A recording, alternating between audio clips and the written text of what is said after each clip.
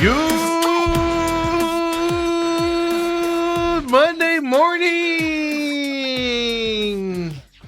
Look who's here, folks. I'm your humble host, Stephen McCollum, and you, of course, know him as 17-year NFL veteran, 3-time Super Bowl champion for your Dallas Cowboys, and we also refer to him as Mr. Vacation. Dale Hellestrae is back, everybody. Good morning, Stephen. I'm glad to see that you guys are still here, and nothing's changed. We need the ratings to drop a little bit. Yeah, because they're bursting out the seams. Out the seams. It's unbelievable. Yeah. It's unbelievable. And I was getting awards left and right. I need a break from my award season. I can completely agree with that. You held down the fort through all the storms. I had some help. Bruce Cooper came in last Tuesday. Yeah. All upset you're on vacation again. I said, I think it's an NFL thing. Because the NFL, everybody takes vacations in June and beginning of July because that's the only time of year they can really take one. Got the hiccups. So I was all explaining about it. I was all done. And he's like, oh, maybe that's right. So I made him feel better about it for you, Dale. Yeah. So here you go. Well, the one thing is, at least you didn't read about me last week anywhere. No tabloids. No, I'm not. Unlike some other people that we know up in Sedona, some other people here in the valley. And I kept checking every day. I was checking the papers. Is there a long range camera catching something? Any clandestine pictures? All professionally done. Nice pictures last week I saw during the weekend, everything. So looked like a successful week up in Sedona. It was a fun week. Drove up last Sunday with Graham and Beckett and Brooke and I. They went with you. They went with us. First time that the youngins were without mom and dad. And now we stay at their house when the mom and dad's gone out of town, but out of their house and all that. Everything went smooth. Graham a little under the weather. Kendall Alex drove up with us, not with us, but a separate car. Okay. Your other daughter. You don't talk about Kendall as much as you do. No, obviously not your favorite, but I don't want to put that out on air. Well, she doesn't have any grandkids yet, so I mean, the heck with Hillary and Kendall. I'm kidding. But so they came up with us and they ended up staying till Tuesday. Hillary and Scott came up Monday. They stayed till Thursday. Oh. And then Brooke and I had a couple days to ourselves, so ended up being a very, very nice, relaxing weekend. Did it rain a lot up there? Because we got a heck of a rain. Well, at least on the east. I won't speak for the whole valley. I know where our studio is here, we got rain and things. Because the studio lost power one night. I got all these alerts and everything. Did you get rain up there is the question. We got torrential downpours where Brooke and I were woken up at because my phone went off. I keep my phone on silent. The national way. They'll override that. And at about 2:30 in the morning, all of a sudden it's like, I'm like, what the heck is going on? We look outside, thunder, lightning, downpours. Most of the afternoons look cloudy. We'd get a little bit of rain. Yeah. So we adjust our golf schedule around that. But otherwise, it was, I think the hottest it got was 89 degrees for us. Dale, I'm not going to lie to you. What was it? It was Friday because we took Fridays off. And me and Ethan came to the studio early. We were back home by like 9:30, and stuff. And my daughter had a swim party. And it was raining and stuff, but they had like a party get together. I drove the whole way there with my windows down and AC off. It was like 70. It was humid, but it was like 75 degrees, 76 degrees. Like 9:30 on Friday. Yeah, so it's beautiful, isn't it? Well, and the thing is, I was going to mention, because we were following the weather a little bit up there, watch the news and and all that. And I remember the days when I was growing up where it either rained in Phoenix or it didn't rain. Yeah. And now it's, the east side got just hammered, west side, nothing. Yeah. That first storm, because Robert lives on the west side of town, and he was on Twitter like, don't take all the rain east side. He said he got just enough to make his car dirty. Mm-hmm. Everything out of our house was flooded. It rained for a good hour and a half of solid downpour, that first storm that rolled through. Isn't that amazing? Yeah, it's amazing. And even here, this got a ton of rain where everything was flooded. When we came in the next morning, I forget what day it is now, but when we came in the next morning, everything here was flooded and whatnot. And I had to go up to 50, dry as a bone. Yeah. I had to go up to 51 a little bit, same day, and it was dry as a bone there. And I was like, how does it hit and miss like this? Wow. And I was watching the news last night, turned it off because it said, I did one of those blurbs going to commercial. When we come back, all this rain hasn't done anything. Drought still. Did Sky Harbor get a whole bunch? That I don't know. I didn't pay attention to that. But there's no drought out of my house. I can tell you that, Dale. Yeah, a lot of rain. Even now, you walk out in the backyard. If you step off, like I have the pool deck, if you step off that into the dirt, you sink a little bit. Okay. We haven't had rain for a few days, so it's like, what the heck, man? Everything's all saturated, and all of our green belts around the neighborhood still have water puddles in them and stuff like that. But yeah, so I was thinking about you, like, ooh, it's gonna hurt their breath. So where'd you golf, and how was it up there? Well, we stayed in a place called Seven Canyons, which ended up being a really nice 3-bedroom, 3.5-bathroom condo, and it's right on the golf course. We got to watch. We overlooked kind of hole number 5 there, so got to golf there. And then we went to Oak Creek Country Club. Yeah. And really nice course. Hard to get to, though, right? To get back to Oak Creek Canyon or back out of Oak Creek Canyon back is kind of a pain in the butt. It was about a 25-minute drive from our place. All right. And thank goodness for maps and all that. And they work confusing. in the mountains and all that, because when you get back to Seven Canyons, your phone doesn't work anymore. Yeah, because you're literally in the canyons. Yeah. So it was both golf courses very pretty. I got to spend family time, alone time. Came back pretty refreshed. When you golf with Brooke, do you hit off the ladies' tees, or do you just pull up and let her hit off the lady tees? Well, Brooke didn't golf with me. I golfed. I thought she went out with you occasionally. No, we used to golf together back in our early days. But she says, you know what? If I have 4.5, 5 hours, I'm going shopping. I want to go to the spa, or I want to go to the pool, or I want to. Yeah. How many health walks did you do while you were up there? I thought about 3 of them. I did none. Dale's just walking in this. Yeah, it's like, come on. Hey, you want to go for a hike? No. Did the resort you have? Well, because Seven Canyons has some really nice views and hikes that you could walk from there. But did you how many did you pass of these round circles just randomly on the property? Is my question. Well, there's probably within.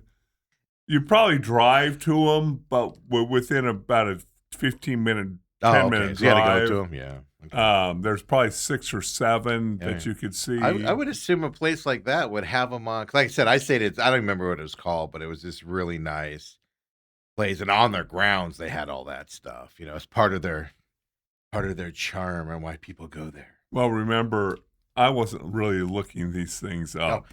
No, you can't miss them though when they're on property, because you're like, why is there just rocks in a literally it's just, and it goes to the middle, like I don't know, a spiral, and it goes to the middle, and then you walk back out in the spiral, and you're like, I'm just gonna shortcut this and just walk over, get out of this thing. I do know that Alex and Kendall and Brooke were started on a hike. Now, also a couple of them were closed because of the fire. Oh, I forgot the fire up the 89A, right? Yeah, that pocket fire was pretty much put out by Sunday. No smoke? We got smoke one afternoon. I didn't even think about that. That's one right. afternoon, we're sitting out on the deck and like, boy, it kind of smells funny, and it was from the fire. So Brooke's like, it's Dale again. But Kendall, her husband Alex, who you know from coaching at SCA. Yes, great guy. I would like to see him involved. He's usually not involved in these family outings. No, he usually says he's busy. He's busy. He's not a big. I don't know if he's a big family get together guy, but no, but he does. He has like 7 jobs. Like I'm exaggerating, but he does do a lot of different, actually cool things. I think, but right. Because I always give him a hard time, like, man, you're never around, and he's like, oh, I got to go to this, I got to go to this, I got to go to this. Well, I noticed SCA football was supposed to start this morning. Yep. Bright and early, but I saw a thing on Huddle this morning that I guess there's a soccer academy there. So Postpone. Yeah. That's the problem when you only have one field. Yes, yes. And I'm gonna reach out to Mike here this week and probably today, and he'll call me back in a week or two. Probably. Yeah, when he gets back to you. Yeah. But I'm gonna reach out to him today and see how it's going and get him updated and get him on the show if he wants to. I was thinking about that over the weekend as well. Ethan says, "Let's go, Dale's back." So About Ethan's time. excited. It's about time. And then Robert says, "Dalehausen." The part-timer. We're trying to think of nicknames for you last week. Okay. Go with you on that. Did you pay attention to any sports? Well, I did, but let me finish the story. Okay, so sorry. Kendall, Alex, and Brooke, they kind of went for a hike. Oh. They found a kind of a short one, and then it was kind of blocked off because of the fire. Yeah. So they came back down. They just walked the golf course. It was closed on Monday. So they're walking the golf course, and then they turned into a slow jog. And this is all being told to me by them. I've never gone on a hike that's turned into a slow jog unexpectedly. It was the slow because they couldn't hike anymore, so they came down the golf course and they were just walking. It's hilly Yes, too. It's not yes. flat. Turned into a small, slight jog, and then all of a sudden it turned into one of those unannounced races. Yeah, they're racing each other.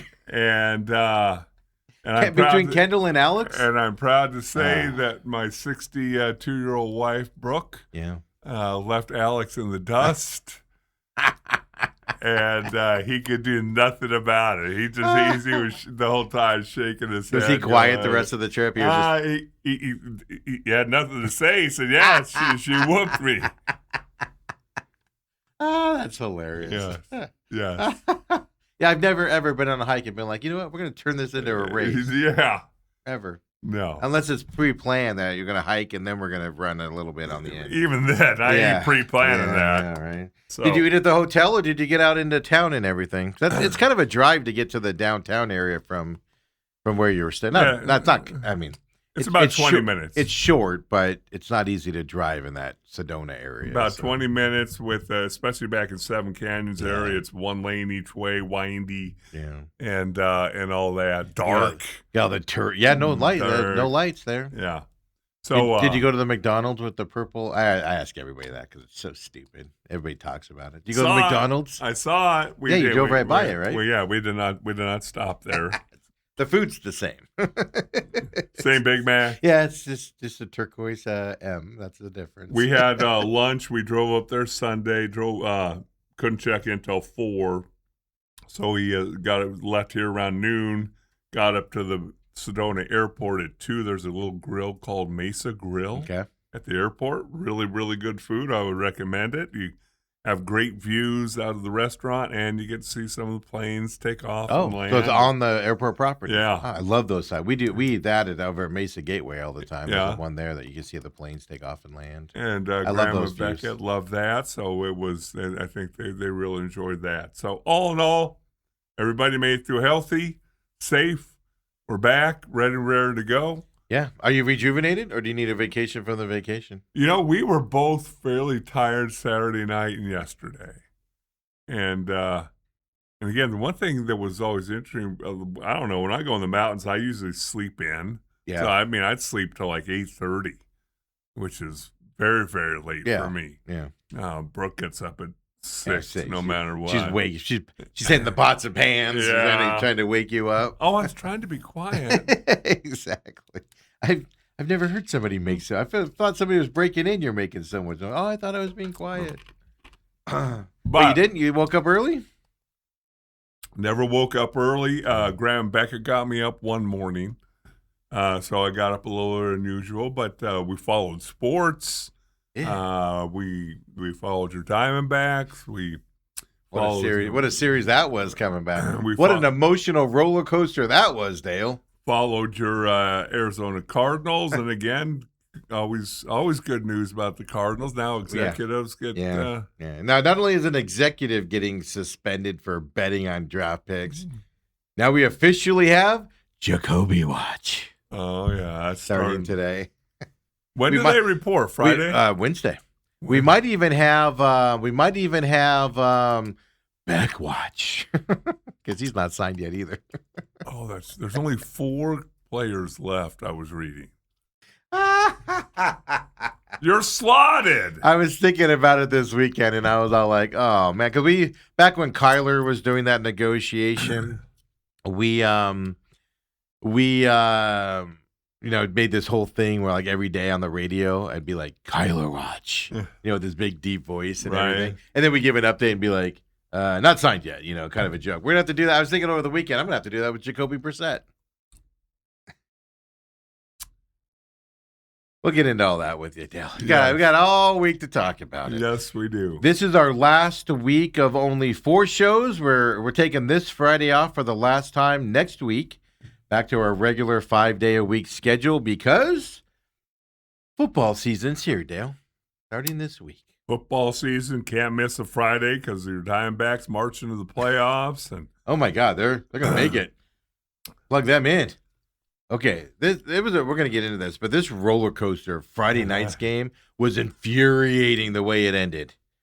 Like, it was just, I turned it off and was like, thank God I can just shed these things. Because when I was younger, I would have been mad for a week about the way they play. And then Cattell speaks afterwards on why he didn't challenge it. And I'm just irate.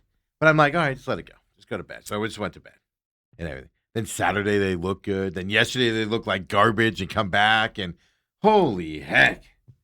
Whew. Keep your arms inside the vehicle while you're on this roller coaster ride, folks. That's good right there. Oh, my goodness. Then the World Cup game yesterday was I can understand if you thought it was boring because no scoring and stuff, but that was a monumental World Cup final game yesterday. So spectacular to watch. It was Spain winning. I got some stats for you on that. Of course, did you watch the Open? I know it was on overnight. You weren't staying up. You weren't watching tee times at 10:30 at night, were you? I was not doing that as I was not watching at 4 a.m. in the morning. For the second wave? Yeah, but no, it was, I taped it, so I got to watch it, and super happy for Ryan Fox. And oh, my God. I'll show you his big hit up and then his winning putt here in a second, but this is what we talked about this before in the program. I noticed something a month or so ago. Just these unknown guys are winning tournaments. Now, majors generally goes to the big guys. Right. But this is another example of a guy that's never finished in the top 15 in a major. Not only wins it, but wins it under pressure. We're seeing a turn in golf right now where the older, more established guys aren't always there at the end anymore. It's fascinating to watch this change happen. Well, because go ahead. Let me give you a reason to cheer for Ryan Fox, if nothing else. Okay. They're 39 years old, family, as you said, first major winner. Got a late start in his career. Yes. But the best thing about him, he plays fast. And so much so that even Scotty Scheffler, he was paired with them, I think it was a week or two ago, and Scotty's like, wow, I'm almost talking to you, and you've already hit the ball. He goes, I can't believe you played that Dale, fast. They put a clock on his winning putt. Yes. Somebody put a clock on it. Yeah.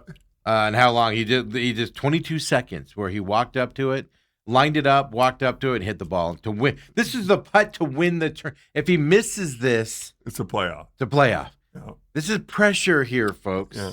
And he walks up in just 22 seconds, bloop, in and walks off. What was it, 11-footer roughly about? I'll show it to you here in just a second. But no, you're right. And it's fascinating to see.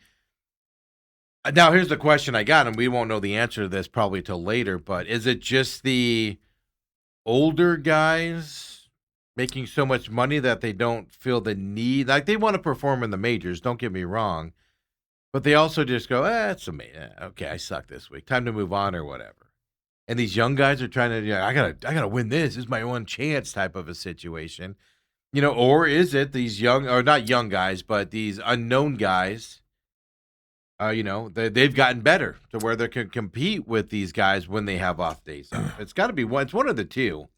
Well, let me tell you, you and I have talked about with a lot of my friends, the fact that there are so many great golfers that we know individually who can't sniff the tour. Yes. And yet they are plus 1, 2, 3 handicaps. Yes. So all these guys can hit the ball. They're half a putt. They're half a putt around. They're half a putt around longer than the guys on the tour. Right. And that's literally what's keeping them off. And their average score is 2 or 3 strokes worse than the top guys. Yeah. If you want to be fascinated, go and look at Scotty Scheffler when he was at the top and the 100th guy. Yeah. But very close. And the difference between their scores, it's fascinating. But these younger guys, we've said it, there's so many guys that play locally here that's like, why couldn't they make it? Yeah. But here's a Ryan Fox, everything lined up. Some of the guys fell down the stretch. You had the Bryson DeChambeau stuff and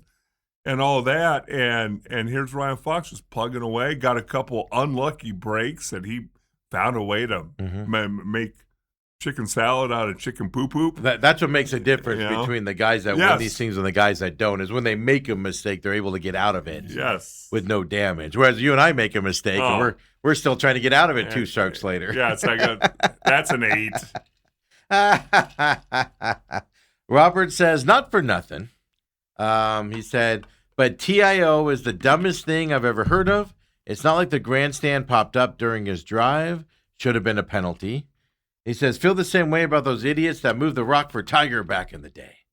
Well, that's what I wanted to bring up here as well. Well, first of all, let's start with the positive. But I want to bring this up because the old somebody called in a penalty on Bryson, which they're not supposed to pay attention to anymore. And they claim they didn't. They claim they looked back at the footage themselves and found, okay, whatever. But some British person's at home going, I'm having my tea, and I noticed that he was walking behind that ball an awful lot and cycling down, so his backswing was good. 2-stroke penalty after the round. I just don't think you should give a penalty after the round, but we'll get into that in just a second. Then you got this situation Robert's talking about and stuff like that. And then Rory's openly mocking the course and after the 3rd round and how hard it is and how stupid it is that they're playing on such a hard course. And it's just interesting weekend over there as well. But first, let's look into it. Fox, here's his approach shot. And then, of course, the shot to win. Again, folks, never finished in top 15 in a major. Has to hit this putt in order to not go into a playoff, which, I have no doubt he probably could have won it at that point. But this is pressure for somebody not been there before.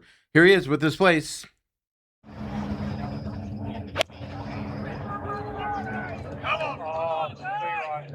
Be right, baby. Oh, yes, sirree.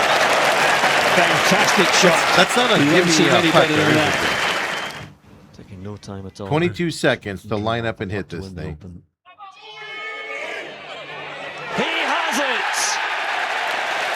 Ryan Fox, champion golfer of the year. He celebrates. Look at his caddy behind him. Usually the caddy comes running in. Caddy's like, oh my God, we made money this weekend? That dreams are made of. He gets a percentage of that, the winning. Oh, yeah. And he's like, oh my God, we made some serious money this week. Well, for $3.2 million. Yeah. For a guy that is not used to being in that. But like you said, 39 years old, so he's not a spring chicken. So I use the phrase younger guys because I don't feel like using the unknown guys type of word, but like Scheffler, you saw he was there tied for what I think 4th, I think is what he ended up at and stuff like that. So guys were making moves on him and stuff. Like you said, you're able to overcome what comes your way, and that's 90% of winning these things. Yes, it is. The 6 inches between your ears, and you can't get shook up or mad or whatever. It's very easy to do on the golf course, but a heck of a tournament for Ryan that can put him up in a different stratosphere. Yeah, he went from finishing his very successful career. Don't get me wrong, made tons of money with the way he's played and stuff like that. But now this puts him up into another stratosphere, right? Because you're an Open Championship winner, forever and ever and ever. Yes, the Claire Jug. Do you get to keep that, or you have to give it back every year? I think you have to give it back every year. That's kind of sad. You get a duplicate or something? Is what you're looking at. But everybody's happy about him, and everybody's happy for him on the tour. It's just an amazing thing to see there as well. So Robert says, let me pull it back up here. I apologize, folks. Sorry, folks. Robert said, Fox is an old school player. Did you see Monty's comments? I did not see anything on the comments on that because that ended and I had to get some stuff done. I didn't watch any post round. I just saw Rory complaining about the course. I did not see that, thankfully.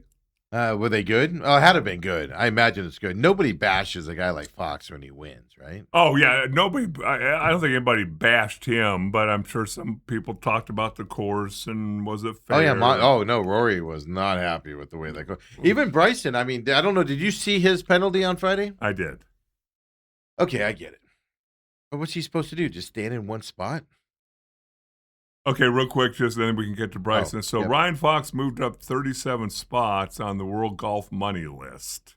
He now sits at 21. I was trying to find his winnings in this tournament, how it pertained to his yearly, because he's a millionaire and playing golf all year long, last several years.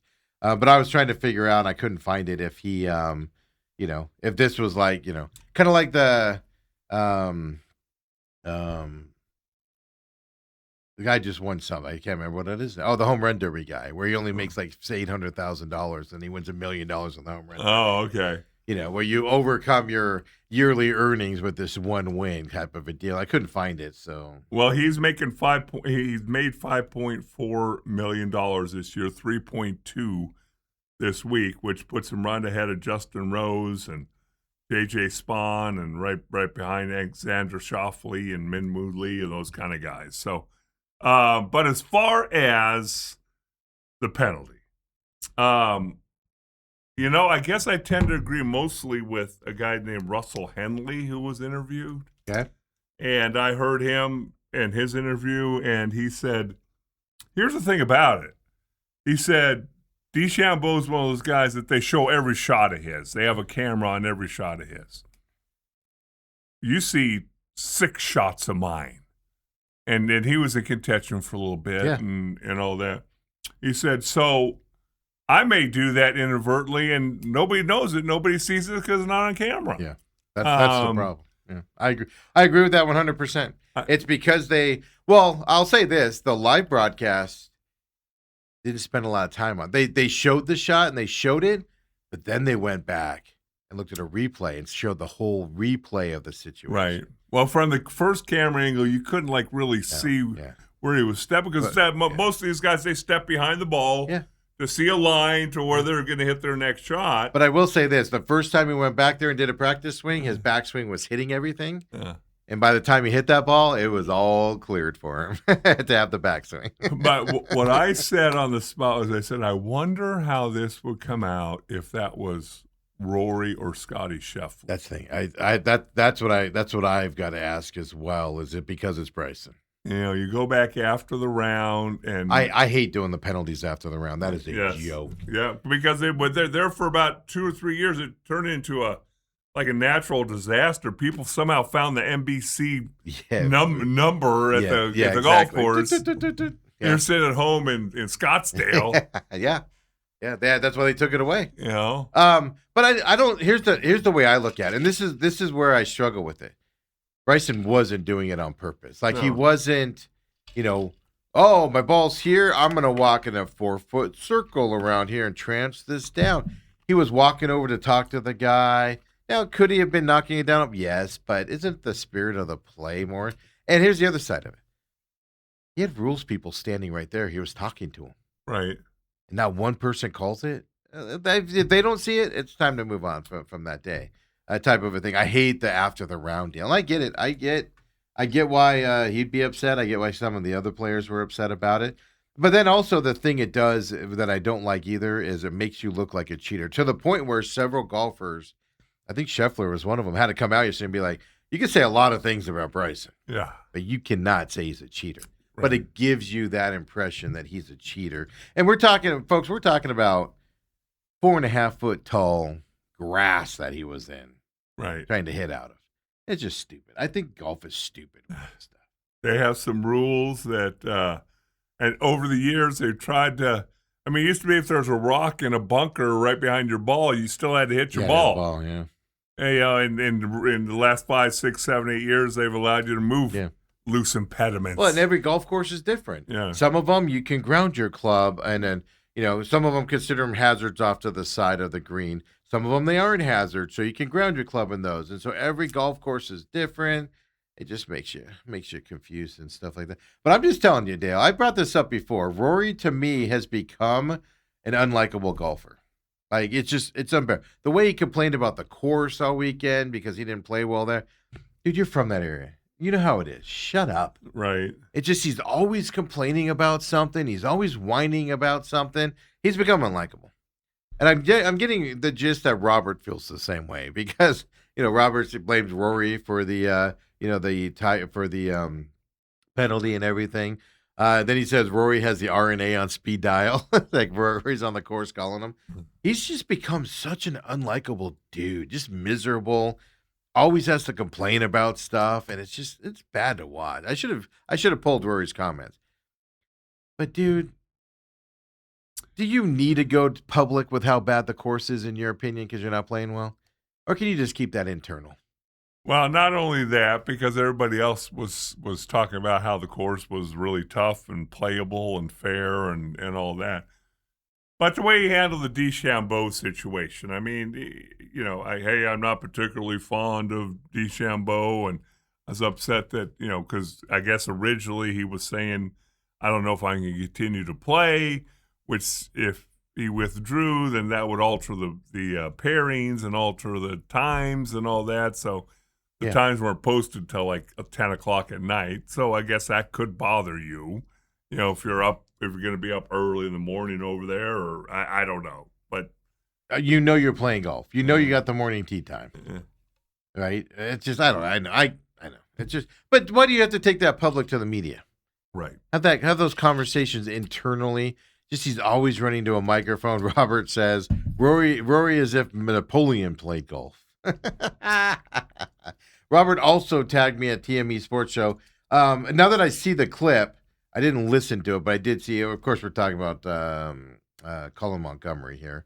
I didn't see it. I saw the clip yesterday, but I didn't pay attention to it or stuff. But it's all about it, slow play and how guys play too slow. Stuff like that. Yeah. But I don't know. DeChambeau's a lightning. He was a lightning rod going into this tournament. I played the clip last week with a Golf Channel guy that I just forgot his name. Chambly. Yeah, where he ripped him and said, he's more worried about the guys at home than he is his competition here as well. So he's a lightning rod going into this. Yeah. Hey, I put money down. I put $5 down that he made this cut, which isn't a surefire bet because he missed the last 4 major cuts that he's played in. So I at least got that from Bryson. Yeah, whenever anybody starts off when they're trying to defend you, say, Bryson's a lot of things. Yeah, that's how it was. I remember who said it, but one of the golfers, it was like Scheffler, somebody big. Yeah, that you can say a lot of things about this guy, but he's not a cheater. And I'm like, ooh, that's like a backhanded slap there on the golf side. It's just golf, for the love of God. Stop doing the pen. And it'd be one thing if there was no rules people there. Okay. He literally had 2 rules people there, and he was talking to them about how to hit this out and what he can do with it and stuff like that, and they didn't say anything in the moment. Right. And after the round, that's going to screw you up for the weekend on top of it. But there was a lot of weird – that's the problem. There's just a lot of weird rules calls. And I didn't watch it live. Of course, I saw the replay, and I kind of know what happened when I watched it. But it's just a lot of weird rules things that happened this weekend that you just don't see anywhere else, and it's stupid. Golf can be stupid. It's not that hard, guys. It helps to know the rules because sometimes the rules can help you, like the temporary immovable obstruction rule. TIO. Well, I knew the grandstand ones because golfers have taken advantage of that in the past in the Open, where you launch a ball into the grandstands because you can drop it and get a better lie than if you try to go for it. Right. And then you're up against something or off in a weird spot. So knowing those, every golfer, if you don't know, before the tournament, they get told what the rules are of the course and stuff to that effect. Always called local rules. Yeah, so they have to know all that stuff, but it's just confusing as all heck. But I just don't like finish playing and then we'll deduct you. It's the same thing in the World Cup where, They let a play keep going, and then 15 seconds later, after somebody scores, they're like, "Oh, we got to look at a penalty on the other side of the field 20 seconds ago," and you're like, "What? Are you kidding me right now? You couldn't have stopped this before this moment?" It drives me nuts. But that was a good open. Last major of the year. Last major of the year till next year, and so now they just finish out the season, and then next year, have they officially voted in that 2 tiers thing that they want to do? I thought I read where it starts taking place next year. That's what I had originally read. I don't know if it's official yet or changed yet or not, and stuff like that. Because I don't know. I'm intrigued by that. All it's going to do is just give more people, but it's going to raise the purses, one, but then two, it's going to give more people an opportunity, which I find fascinating because that's the problem with sports. You see it in the NFL, you see it in baseball. You get these guys, right? And then all of a sudden you see 42-year-olds out there playing, right? Like we just went through this in the quarterback position in the NFL where Drew Brees retires, Tom Brady gets out, Aaron Rodgers is kind of the last mainstay of it. And now we got all these young guys out there commanding their teams and stuff. And things. So it's fascinating. But the thing I wonder about golf, Dale, and I asked this question earlier, we won't know for a little bit. Is golf to one of those sports? Because we saw this fracture when LIV came about. What did everybody say? It was the money. They didn't admit it. But they also said, we play too much. The travel's too hard on us. We play too often, type of a thing. So are we getting to the point where once you get to a certain level in golf and make X amount of money, you go, yeah, I don't need to play as much. I've won majors already. My career's set. I'm going to not play as hard and play as often, which will affect you as the season goes on. Are we starting to see that, which is going to allow some of these unknown guys to get up there and win? I think it's more of that, Dale, than I think it's these younger guys are getting better to compete with these bigger guys. I think we're seeing people making a lot of money kind of slacking. Well, just to answer your question, the 2-tier PGA system will not be in place next year. Okay. It will officially become part of the series golf tournament challenge in 2028. It's called the new Championship Series and Challenger Series. 2 years from get out of here with that garbage. Well, I guess that's true because you can't. Yeah, 27's next year. So. Yeah. I think it would be tough to turn around at that point. I don't know. Yeah, that's the thing. Golf's got to figure out how to make, and it'll happen if guys keep winning tournaments that are lower. I don't know. I'm not phrasing it right, but the lower tier PGA guys that you never hear about. Those guys start popping their heads up every once in a while. You need that, I think, in this tour because you can't rely on guys like Rory who are just, becoming jerks, angry old men now. And stuff like that. You can't keep relying on Bryson DeChambeau. You need these good stories to pop up. So it's fascinating to watch. Well, I mean, you think about 2 of the 4 major winners. There are only 4 majors every year. 2 of the 4, are Ryan Fox and Aaron Rai. Yeah, I was going to say, I don't even remember the other guy. Aaron Rai, and they're not exactly household names. I think it's fantastic. Yeah. I think it adds a new element to the sport. And he was going up against Cam Young. It's not like he was going up against an unknown guy to win that. Scheffler was peeking up there a little bit to try to put pressure on him as well and stuff. I think this is the greatest thing for golf, than anybody else. So that you're out there. And then, like I said, but then you still get the narrative of the Bryson DeChambeau and how he's in the news. And then Rory was part of the news because he made himself part of the news with his stupidity, as always. Just remember when he was like a young, fun kid and stuff. What happened, man? Are we blaming women for this, or? Wow! I'm just kidding, ladies. I'm just kidding. Yeah. I'm kidding with you out there. When we come back here, SMAC 500. I was gonna say, are you emailing somebody right now? Come on back, folks. We'll get into World Cup. We got Diamondbacks. Football starts this week. And Kim Scatterby almost, foregoed another NFL season. Could you imagine that? Come on back, folks. Main event.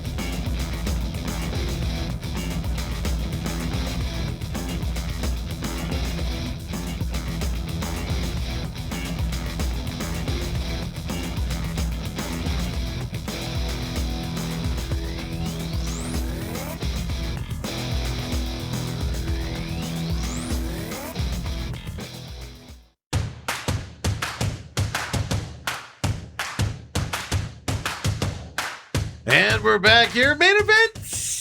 Ethan's running the show here today. I hear him in our ears, Dale. Yes. Changes are coming. The winds of change. Like that? Scorpions? They can whistle, too, out there. So we discovered the golf. Dale's vacation, of course, back in town. And do you miss coaching for, or are you just happy you don't have to be out there today? If practice started for SEA. Well, for the years that I did it, the morning practices before training camp, I did not attend. Yeah, I know. But it's training camp now, right? It starts now. They're doing that one a day, 6 to 9. They were planning on doing some football activities until they found out that it's some college prep soccer thing is renting their field. Soccer taking over football. Hey, other side thing. I talked about this with Bruce last Tuesday. Did you see 3 schools in the state are in the national listings for national rankings? National rankings. I did see that. Did you notice who they are? I would think I saw it, but that's a week ago, so I forgot. Bash is one of them. Bash. I think I want to say there were 19. Don't quote me on the numbers. I know Chandler was 23, and there was one in between them. Was it Hamilton? Hamilton, yeah. Which is interesting because do we even know Hamilton's quarterback situation going to this year? We don't. Because the kid got hurt. Second year in a row he got hurt in the playoffs. It was a knee injury. And then I want to say, if I remember correctly, the backup at Hamilton that took over, he was a seasoned guy, but I want to say he was a senior last year. So who do they have? So they have a ton of talent. Don't get me wrong, even with the quarterback situation. But we all know how a quarterback situation can change be deal. Yep. But I find it fascinating. 3 schools in the Chandler School District. A lot of people pay attention to. Yeah, we're talking about in the country. Other districts, and Chandler Unified is just dominating that field. Unbelievable amount of kids getting national level attention. Pretty much everybody at Basha. If you're starting at Basha this year, and even if you're a backup and you're being looked at. But I told you that last year. I was telling Bruce this. I went to that one Basha game, and it was not even. It was grown men playing small boys. Yeah, the linemen were all 6'7". The defensive tackle was bigger than me and faster than me, and it was just like, what is happening right now? These are not high school kids. I don't know what you're feeding them out there, Steve. I'm not Chandler anymore. I grew up Chandler, but I'm not in that Chandler area anymore. It's all that Intel money and stuff. All that tech money. Is that all the data centers water that's all the parents working in that field with all the money getting that out there. You can't make a kid be 6'7", 280 pounds and be athletic. That's not taught. Well, it's interesting because I don't know. I was watching something last week in a downtime, and I heard somebody talking about it. As far as linemen, offense and defense, mostly offense. The fact that God put only so many 6'5", 6'6", 300-pound men on Earth. Yeah. And then he put even fewer that can actually move their feet. Yeah. Because Dale, you just described me in that first part. Yeah. Yeah. And I don't fall into these other category. That's where my thing ends. And then it gets narrowed down. Oh, can he move his feet? Yes. Narrows down. Can he run in a straight line? Narrows down. Can he pull? Yeah. Narrows that to where there's only so many bodies out there. Does he like doing this? Yeah. And they all ended up at Basha. They want to hit somebody. Yeah. There goes another. And they all ended up at Basha. Yeah. I'll never forget, man. Basha and Perry last year. Was it last year or the year before? Those two were the schools where you could hear the hits from the stands. Like they just hit you. Yeah. And it was like a consistent basis. You hear it when you're there, but on like every play, it was like, oh, poor kids on the other team. And they're down by 40. It's second quarter on top of it. And you're just like, oh my God. Yeah, I found that fascinating that it's that whole battle for 87. But the one that shocked me the most, like I said, more so was Hamilton, just because I'm sure they were okay, but but yeah, there. And then Chandler being back ranked. Not Chandler's had a few down years, but they never regressed to where they were terrible. But to see them back up into that level again, this is gonna be fascinating and fun to watch coming up with the high school season getting ready to kick off here. shortly as well, Dale. I think Chandler has a quarterback who's been very highly ranked, and that obviously puts them Yes. I think on the map. Yeah, I don't remember the kid's name. I think it's Will should. Menzel. That sounds right. Yeah. But he's one of the best quarterbacks in the state, from what I understand. Yep. So obviously they're watching him. But even then, like Brophy had a ton of D1 talent last year and stuff, and they were never ranked at those levels. Oh, I've always thought there's just something a little bit off about Brophy. Love the coach. Yeah. In fact, I know a couple of coaches on their staff. Love the coach. Yeah. You tend to get a lot of great players. They falter against big moments. against other elite programs. Yeah, that's a good way of putting it. When they get to the playoffs. I don't know if they've ever had that standout, unbelievable quarterback that some of these other schools get. Yeah, but even then, like, I'm gonna regret saying this because somebody's gonna jump on it. But like, I almost said Perry, the other one, Bash's quarterback. I mean, he's good. He's really good, but he's not. Oh my God, somebody recruit this kid. He's got to be on my college team. He's really good, but so it's also the talent around you too that you have to get there. And Brophy's hampered, if you don't know. You got to be able to go there, if you know what I mean. Type of a thing. So it's a lot of fun out there. I like it a lot. But a lot of focus in the East Valley again. West Valley was taken over there for a while. And now it's kind of shifted back to the east side. Chandler specifically coming up here in this season as well. For high school football. I'm looking forward to it. We'll see what happens. Hey, Dale, did you watch the World Cup Championship?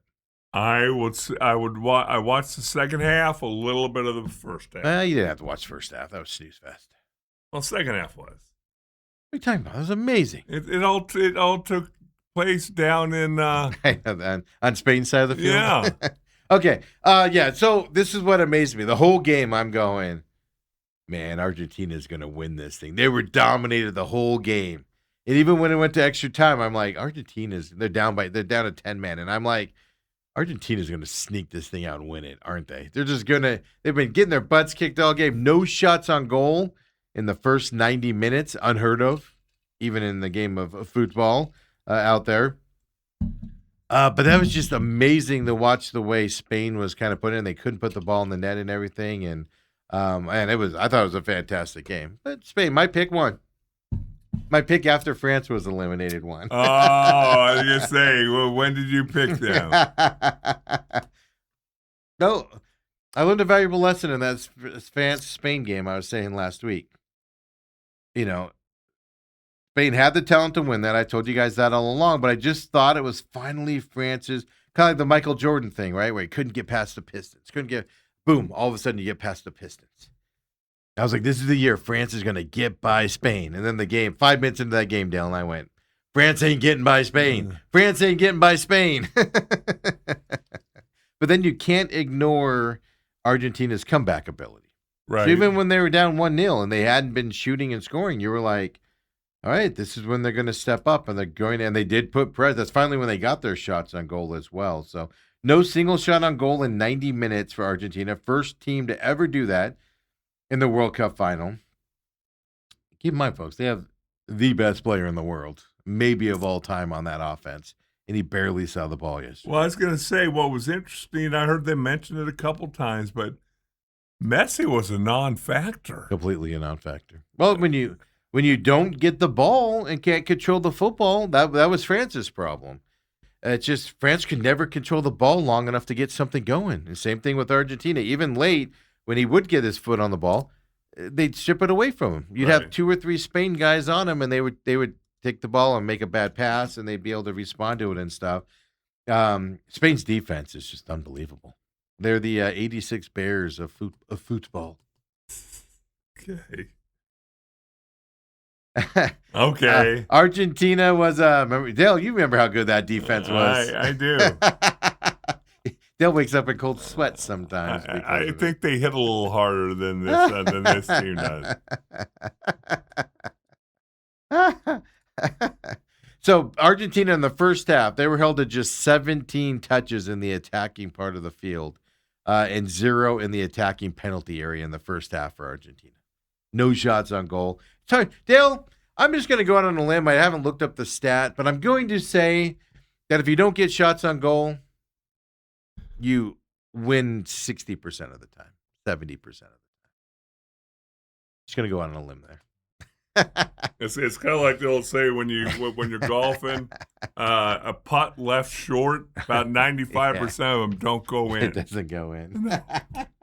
All of them don't go in. It was amazing, but Spain just couldn't put it in the net, so you couldn't deal with it. Argentina, by the way, just in the first half, it's been 60 years since somebody was held without a shot in the first half. No team has ever done it the whole first 90 minutes as well. But then you go and look at it, and you go, Spain's defense in this tournament, Dale. The whole tournament, they gave up 1 goal in the whole tournament, and that was to Belgium. Yeah. Who the U.S. lost to as well. 7 shutouts, most in a single tournament in FIFA World Cup history as well for them. Just dominating fashion by Spain, man. Unbelievably dumb. The goaltender just like, I'm getting paid a lot of money to sit back here and not do anything. Well, meanwhile, the other goaltender's diving for his life. Seriously. Like, he's just all over the map, and like it was just like, what? I thought it was fantastic. I thought Spain won it. I'm not a big guy of like a lot of goals being scored, but even that England-France third-place game, 6-4 final is what it ended up being. Neither team wanted to be there. It was a glorified practice game. But I thought that was even a lot of fun to watch because it's just fun to watch those guys go out there and just not care. The pressure's off. I saw somebody who said the NFL is looking into having a third-place game. And the Bills and the Ravens are both signing up for it. Well, that's the best part. Yeah, they can allow 2 AFC teams to play in that third-place game as well. Oh, that's hilarious there to see on that. So it was good. World Cup's over, Dale. All over now. Would you, at least from my vantage point, what I've read and what I've heard and what I've seen, a success here in North America? Oh yeah. I saw the attendance was like 6.8 million people attended games. Okay. And we know when the U.S. was in it, especially, there was record ratings. Right. Type of stuff going on. So absolutely success. Then the revenue that was brought in from the okay, I don't know who's paying these ticket prices. I don't care if you're from Podunk, wherever. How are you affording a ticket upper level for the championship game yesterday at $14,000? And you're paying that? Who's buying these tickets? Yeah, that's interesting. How much money laundering? I don't care what your exchange rate is. It's a lot of money, folks. That's interesting. Yeah, and they sold it out yesterday. And like the cheapest ticket to get in, like on Saturday before the game, was something like $12,000 or something. At MetLife. Who's paying that? I also saw. That's a tad bit more expensive than a Jets game. Well, that was my other favorite tweet. I'm glad you brought that up. People were saying that Argentina was just trying to pay homage to the Jets by playing in MetLife, by not having any shots on goal. Not scoring. I did hear something over the weekend that the one thing that was great about having it over here is the fact that no stadiums had to be built. Yeah, no, because we have the stadium infrastructures. Yeah. So like last World Cup, where was it at? They had to build all those stadiums. Qatar, they had to build all those stadiums. And then they all go to crap because they can't get 60,000 people into stadiums there. Like even if you go to the Premier League, there's smaller size stadiums. 30,000 people can get into them and stuff like that. They're not huge conglomerates. That was the big thing about all the Europeans coming over here. They were like, not only do you have this giant stadium, you've got 6 of them in a 3-hour radius of this place. And they were just blown away by the size of them and things. Absolutely. So no, it's a giant success. I think it both economy wise, with people coming here, 6.8 million, like I said, add that to however many people fit in these stadiums, 60,000. That's a lot of people, a lot of sold out games and stuff like that. It would have been great. Right. Ethan says drug dealers are paying that, I presume. And then give them to clients. I wouldn't pay for anything. The Cardinals can go to the Super Bowl again, 40 years from now, and I'll be like an old man going, I remember when they went to this nostalgia. And you tell me a ticket's $14,000, I'm going to go, I wish him luck. I'll be watching at home. That's ridiculous for a 3-hour event. Get out of here with that. I did not watch the halftime show. Did you? Did you watch the Biebs and Madonna? Watch that. The BTS? And the Muppets. Yeah, I heard the Muppets were there. I didn't watch it. Yeah, I heard the Muppets were there. Yeah. But, yeah, so there you go.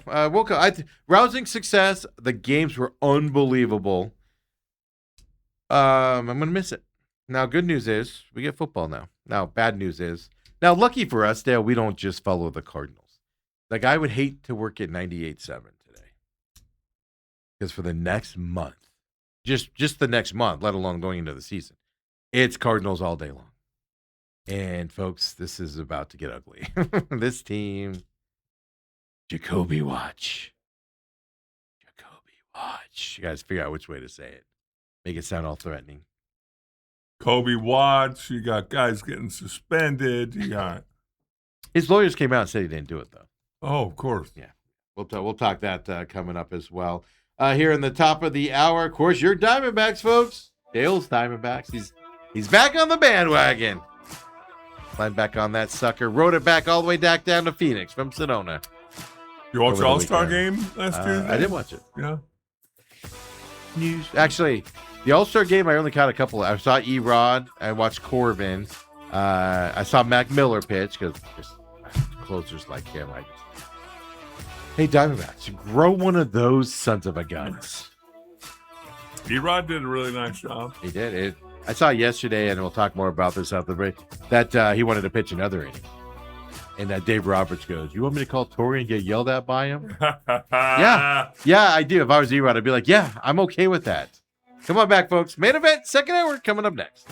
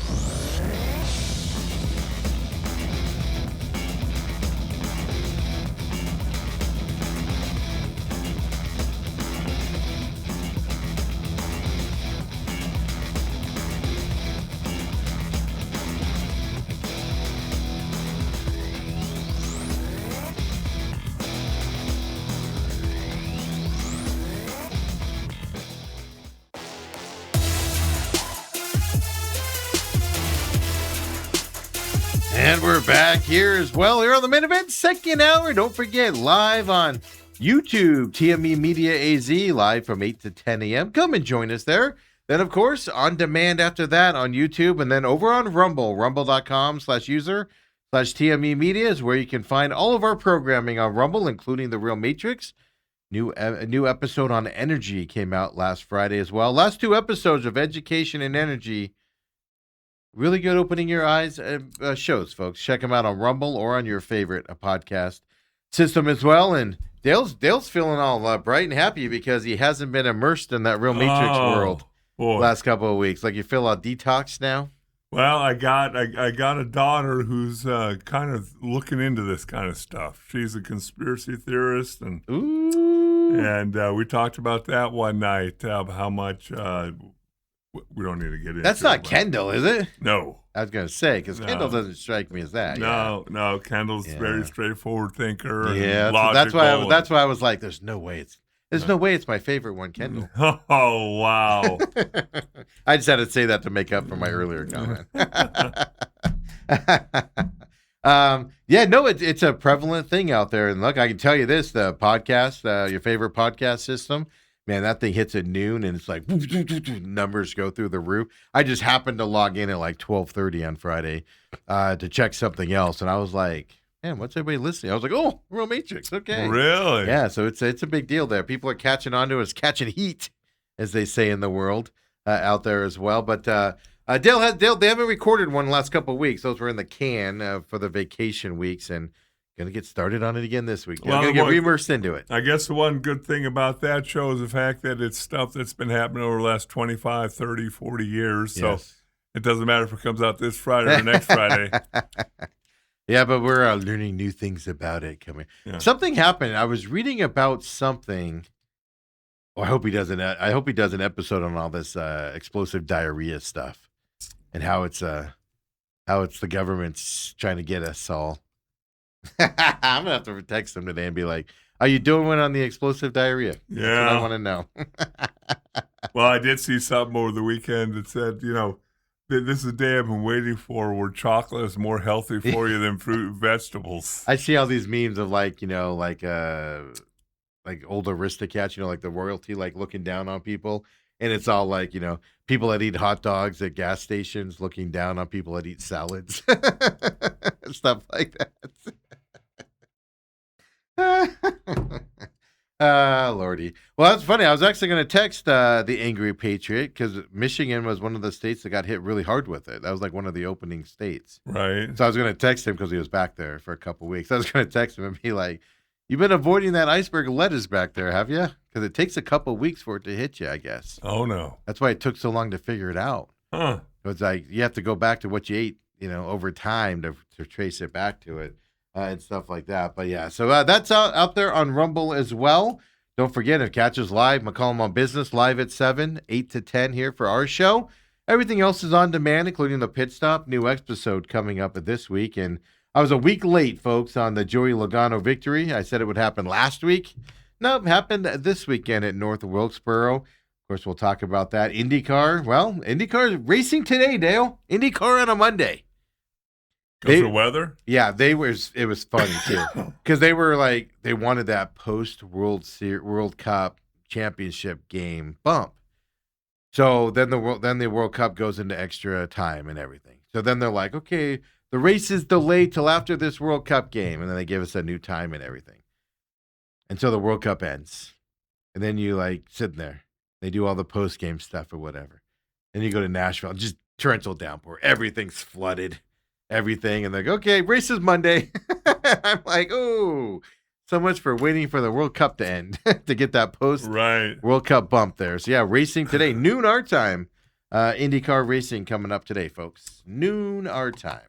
And Dale, we do have to give a shout out here to everybody because you just got back from vacation. Cardinals are reporting to work this week. I believe the Panthers do, but they're a couple days after the Cardinals. Then everybody else starts trickling in next week.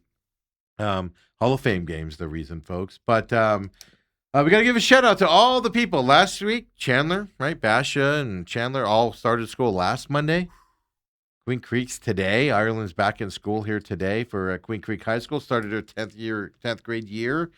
And then, of course, next week would be Gilbert and a bunch of other districts. And then it just kind of funnels after that. So big shout out to all the students out there, teachers, and wow. And everybody getting out there and stuff. So on Saturday night, I went to this function, get-together, for a bunch of Autumn's team. Glad to be around teachers because she's not teaching this year, so she's not doing that this year with all of them and stuff. And it was kind of funny watching the pre-teacher, school year's about to start thing from the teacher side. It was interesting. The grind. Yeah, it's just I mean, it's a tough job. Oh, with everything, not just, and it's not just the students anymore. It's the faculty and principal at Meridian. Don't burn bridges, Steve. Got something in my throat. I'm not burning him. I've always hated the guy. I would say hated. Hate is not the right word. So, Dale, the other thing that happened while you were gone, just since you didn't ask me how my week was, I'll just fill you in. Okay. It was interesting. I was driving in this morning, and I was listening to Holmberg's Morning Sickness. And he's complaining about State Farm. He got in an accident on his vacation week a couple weeks ago. He got in an accident.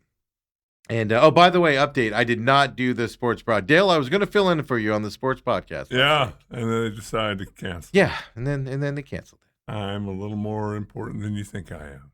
I was waiting for him to say that. So I told people, I even hyped it up beforehand saying I'm doing it today, and then it didn't happen.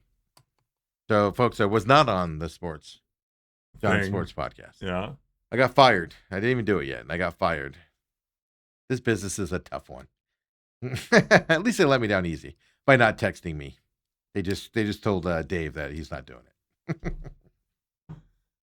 I think his wife had a medical procedure. She did. I know. I wasn't going to say that. I was going to, come on, Dale. Don't give him a good excuse to get out of it. Yeah, that's what happened. Everybody's fine and safe and everything, but somebody had to cancel because they had to, somebody was under sedation and they had to drive him around. But he got in an accident. And he has State Farm insurance, too. And y'all know my State Farm story with when my car was stolen. Yeah. It's just so great driving in this morning and listening to him have the same irate conversations that I had with State Farm about my white car. Now, he goes to a good body shop that I should have gone to. I also went to that crappy one where Joe thought he was saving the world. Oh, I forgot about I got to circle all the dents on your car, and you will listen to me, or I shall not fix your car, because I'm the mighty Joe of Classic Collision Queen Creek, and I do and say, and you, sir, you customer shall listen to me and my demands, and you will do as I say. So at least John's taken it somewhere. But State Farm's lost his car. And this is what cracks me up about it. It's okay. It happens. Things happen in a process, and it doesn't make me angry at all. But I would get infuriated when people would talk to me because they treat you like you're a stupid moron. Right. So I was laughing. I'm all dizzy. I'm all like dizzy right now, folks, from all doing that skit right there. Woo! Out of breath. Hey, and he's driving in and he goes, I've never been more mad in my life than when the State Farm guy calls me up and says, hey, we can't find your car. Did you pick it up? And John's like, no. And the guy's like, are you sure? And he goes, I've never been more irate at someone asking me that question. And that's what I went through. Like 1,000 times, just everybody. The collision place, Joe over there, Classic Collision, to State Farm. They literally ask you infuriating questions. I don't know what's going on with this. You guys are dealing with this. I don't know what you're talking about. And that's what started the Classic Collision place, was they were talking to me like I should know all these answers. I'm like, I don't know any of these answers. You guys have the information. And you just get infuriated with these questions. So listening to John talk about today with State Farm, same thing. It's not your local agent. It's the stupid people sitting over there in Tempe or wherever, on the phone and everything. And it's just like, it's infuriating, man. And they're like, well, you got to find your car. And John's like, no, I don't. You have to find my car. That's what they do to you. I went through the same thing. Oh, my God, it's infuriating. It was so great driving in this morning, listening to John go through the same stuff. So I don't understand. Mm-hmm. Was he shipping his car somewhere, or yeah, were they shipping him a car? So what I don't know is, obviously it's getting fixed, but I don't know what I don't know is if it was runnable. If it was runnable after the accident. I don't know. Maybe he had to tow it right away. So what happens is when you get in a wreck, they tow it someplace. Right. Your insurance gets the information, then your insurance arranges to tow it from someplace to the other. You've got nothing to do with it. You might recommend where it goes, but you've got nothing. Like, you don't call the tow truck driver. Like when my white car was stolen, it was caught on the border of Mexico. It was down in a tow yard in Nogales. I had nothing to do with pulling it back up here to take it someplace. Right. But the amount of phone calls I would get from the tow truck driver asking me questions. And I'd be like, I honestly don't know. You have to call State Farm. And then State Farm would call me and be like, well, we want to do this with this and this with this and everything. And I'm like, okay, do it. I don't know. Okay, I'm not in the tow truck world. I don't know what lot you need to take it to. I don't know where the best repair place. Obviously, I picked crappy ones because I picked Joe over a Classic Collision. Obviously, I have bad taste in this stuff. It's infuriating, Dale. And it was so great driving in this morning and hearing that. And I was just like, nice. Wow. Yeah, see, I'm not the only one, folks. But I'm telling you, man, I'm glad to hear I'm not the only one that just breathes when you're on the phone with somebody and they treat you like you're. Are you sure you don't have your car? Yeah, you stupid moron. You're right. You know what? You're right. You're right. I'm lying to you. I have the car. The joke's on you. So it's fun listening to that this morning. But the reason why I bring this up. Last week, Autumn's car was involved in an accident. Long story short, her daughter took her eyes off the road, hit some construction signs. Her 16-year-old did like a ton of damage to this car, Dale. I told this story. That was that night you texted me, and I was out dropping her off so we could get it towed to the dealership and everything. That was the night you texted me and gave me crap about it the next day, and I was like, all right, Dale, you want to hear why? I was saving Miss Autumn from her car being stranded on the side of the road. Okay. So she sends her car to the Hyundai dealership, and they do not the body work, but they do the fixing of the mechanical stuff that's wrong. A Hyundai dealership, all done through insurance and everything. She gets it back, and we go to San Diego, and she drives it to San Diego. On the way back, it starts dragging all the stuff that they were supposed to repair. So she's dragging all the stuff back. She makes the appointment with Hyundai again, and goes and drops it off. Same situation I went with Classic Collision. The person she talked to was off that day. The manager calls her back, another salesperson, and they're just talking to her like she's stupid. Well, what is it in here for? And she's like, you have the information. It was just in there. Right. And they're like, well, we can't. And then they're like, well, we might not be able to look at it today because your person's off today. But you should have the information to where you can still look at it and fix it. I had an appointment for today. So it was totally great. I had total PSD last week. Hearing Autumn go through, same thing. It is amazing how customer service people, Dale, call you up and act like you're the problem when it's so obviously their fault. It drives you nuts. So Autumn's been through it now, same situation. Now John Holmberg's going through it. Oh my God, it's so amazing to just sit back and be like, hey, I told you guys it's not just me. It's not me, folks. So you're finding happiness in John's torture. I'm not happy. Oh, you said you're giddy. I'm giddy because I'm like, see, I know that feeling.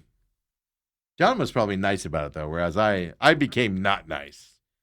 I think you always start. Oh yeah, you always. At least I've been taught this since I always start nice. I start nice and then I get more direct, and then like with Joe with Classic, the third time he told me he's not going to go in and look at the paperwork that he has, and I need to tell him what's happening. And I've told him 72,000 times, I don't know. You have the information. Right. And he's like, well, if you're not going to tell me, we're not going to work on your car. You need to walk in. But the 70th time is where I was just finally like, all right, I'm just going to be an a-hole to this guy. So anyway, so I did. It was fun. It was fun to listen to those stories last week. And it wasn't happening to me. That was the best part. So this was last week? Well, Autumn's thing was last Monday. Oh, so John's was this morning. Yeah, you should have seen that. I've never seen so many F words put together in Autumn's text to me after she hung up the phone with a Hyundai dealership. And she went through that. And I just was like, in my mind going, see? Infuriating, isn't it? Like, just fix it. You have the paperwork. Yes. I made an appointment. You have the paperwork. Grab the paperwork and fix it. Do your job properly, please. That's all I'm asking you to do. And they call you. Oh, my God. If I was John, when he said that today, I was driving. Me and Ethan were driving up to the Chick-fil-A to grab breakfast on the way here. And he said that, and my blood started to boil. Because if that State Farm guy would have said to me, are you sure? I probably would have lost my mind. Do you have your car? Chad's like, no. The guy's like, are you sure? Oh my God! John's explaining it. Dude, I was just like, blood was boiling again, and everything. Took you right back to that spot. It did. I don't know what's happening in this world, man. Just you ship the cars, and all it was somebody shipped a car someplace. Like somebody hit the wrong button, or somebody was moving because they deal with a lot of issues. Somebody just put it someplace. So backtrack your steps and find it. You don't need to be calling me and asking me to do it. Well, and I heard because his is a 2026 Bronco. Yeah, and he said it's got a tracker on it. Yeah, so you can track it that way. Yes. Yeah, it's even better. It's just infuriating, man. It's just infuriating. There's something with State Farm, how bad they suck nowadays. They're just awful. I'm not talking about the independent agents. I'm talking about the company as a whole, and everything. At least he's got a good body shop. He's been with that body shop. I don't know if they still sponsor him or not, but he's done with them a lot and everything. And even now, I'm like, man, I'm going to start taking my cars there. Yeah, well, now that you and John are tight. Hey, John, make a call for me. Yeah. Coming over. Tell them when your boy's coming over.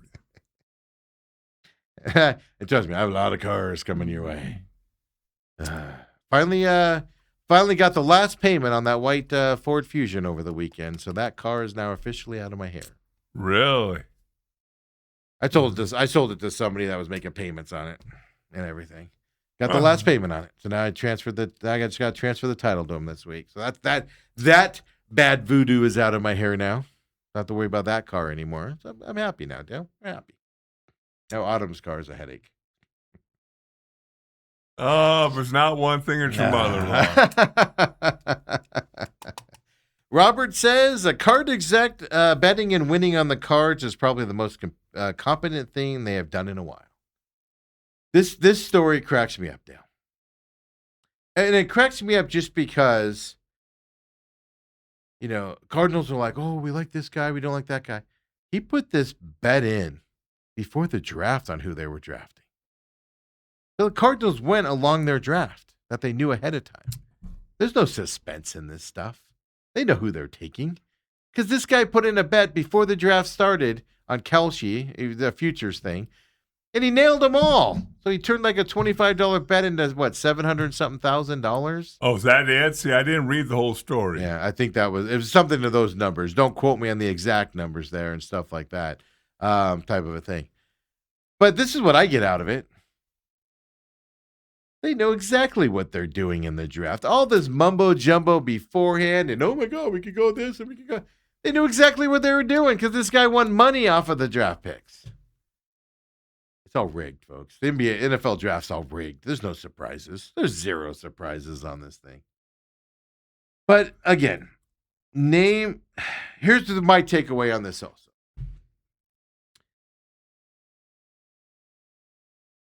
There's no other way to put it. It goes back to the owner. He's just hiring the wrong people everywhere. Just think about all the controversy. Show me another NFL entity that has constant problems within their organization. And I'm not talking players. Take the players out of it because players are different. But I'm talking executives, people around the business that are getting arrested, DUIs, all of that stuff. He's hiring the wrong people, man. And it's just, and I'm a believer of you hire people that you fit most seemingly with. Like if you're a calm, relaxed person, you hire calm, relaxed people generally. If you're a good person, you're looking for good people to hire. If you're a bad person, you look for bad people to hire. If you don't care about the rules and you're not existent in what you're hiring, well, you tend to get some bad apples in there from time to time. But how many times now, from the owner's accusations, let's start with that, then to DUI with the general manager, now this guy gambling, and there's 1,000 things in between from that level.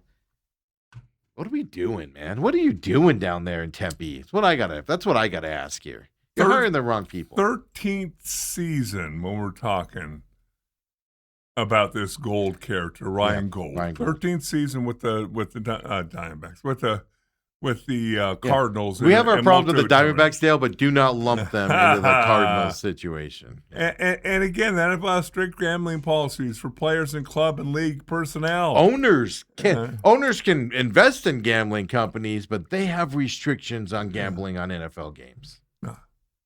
Yeah, he was the director of college scouting. Suspended indefinitely last week for violating the NFL gambling policy.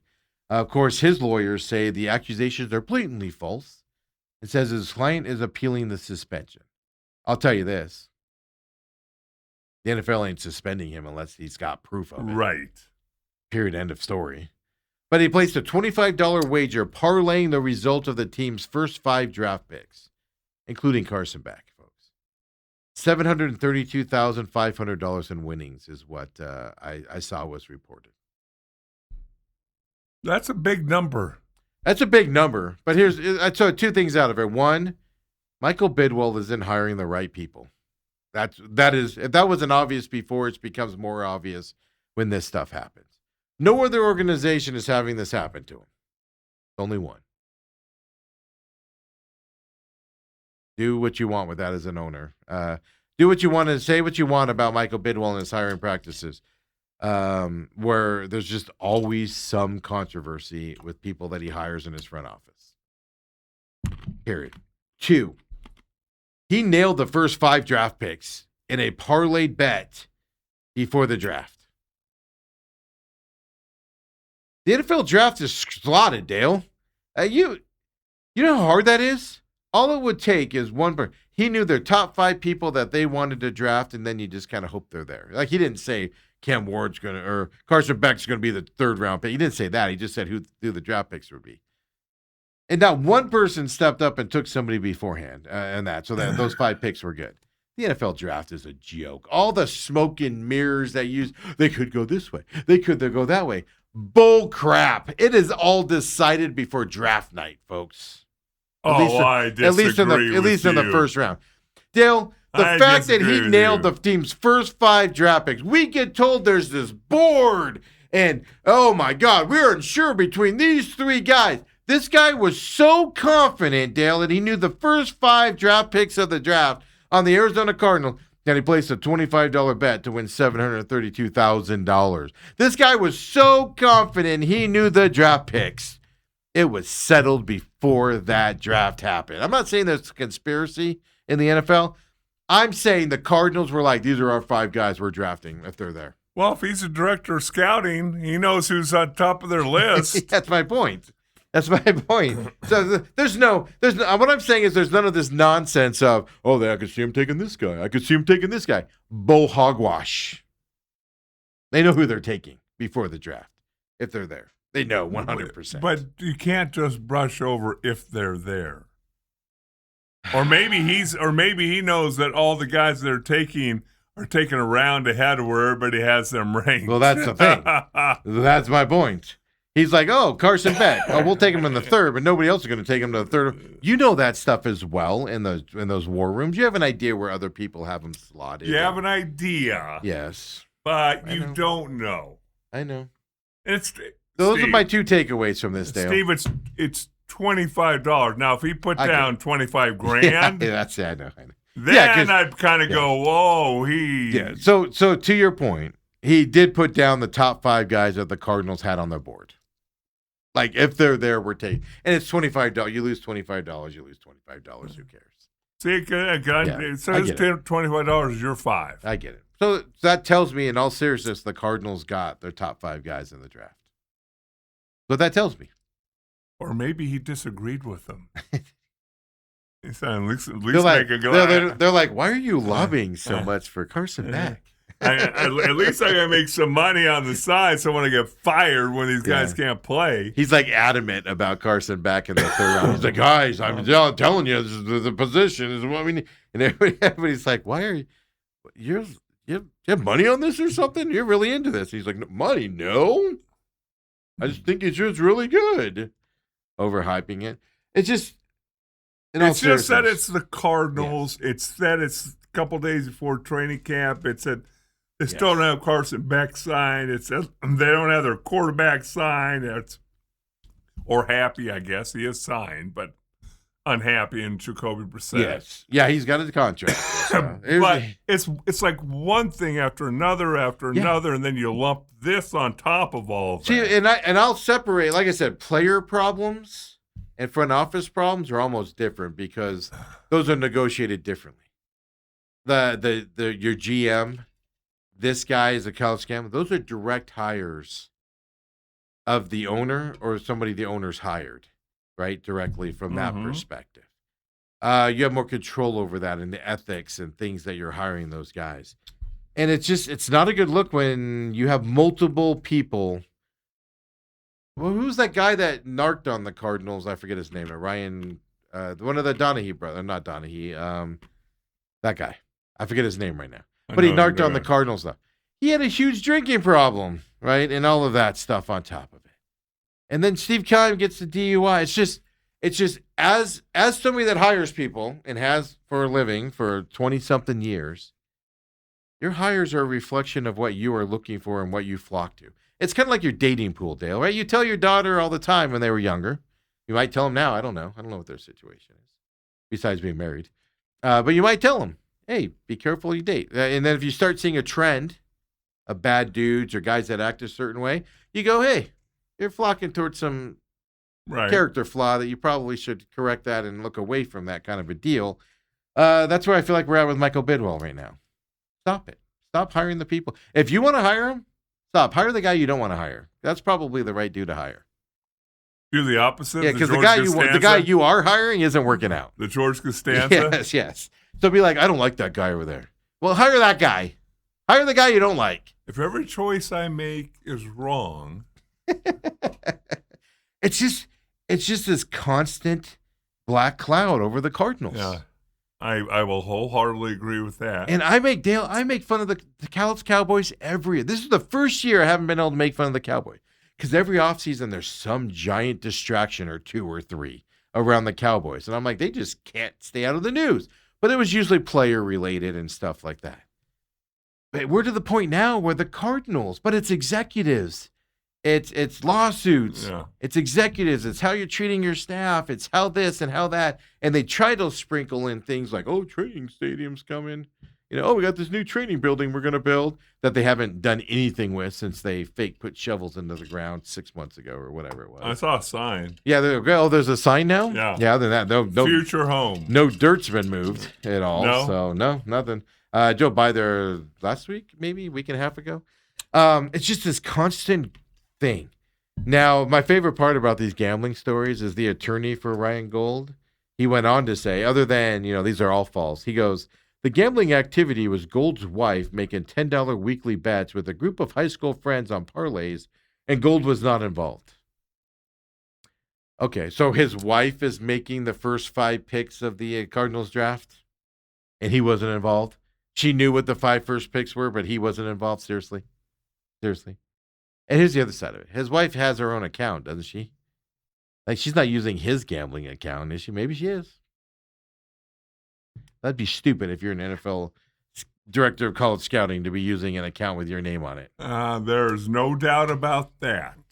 It's just, I don't know, just this giant black cloud. It drives me nuts. Two lessons learned. And that, you see, I try and conjure up situations like, hey, honey, so my high school girlfriends and I, we're going to start this little gambling thing, $10 parlays. And can I just use your account so I have to open up one? That's my point. No, you can't, because guess what? I can lose my job. If I was in the NFL, no gambling accounts are open under my name. No. Zero are open under my name if I like my job.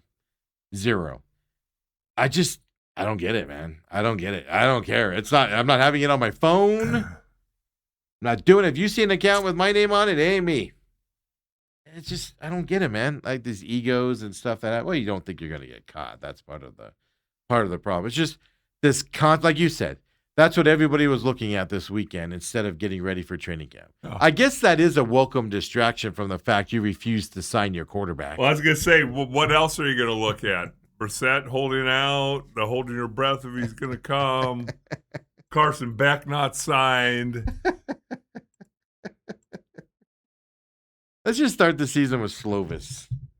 Let's just do that. Let's bring Slovis in and do it from that. Isn't it just unbelievable? Just what, and I've said this before, just say what you want about Michael Bidwell's father. Terrible, terrible football owner. Terrible at the game of football and being an owner on that. Because he didn't want to play the game like everybody else. The league left him behind with all these young guys like Jerry Jones buying in with all this money, and they wanted to win, and they were willing to spend all the money. It went away from family-owned to that. So he got left behind from that front. But none of this stuff. Like, his biggest controversy was when he fired that one coach at halftime and locked everything. That was his biggest controversy. And you know what? He was probably right, because that coach was an a-hole and a jerk. But That was his biggest controversy. His biggest controversy was making team guys buy their shorts. None of this nonsense happened under Senior. You did not hear about it, did you? It's just, I miss those days, man.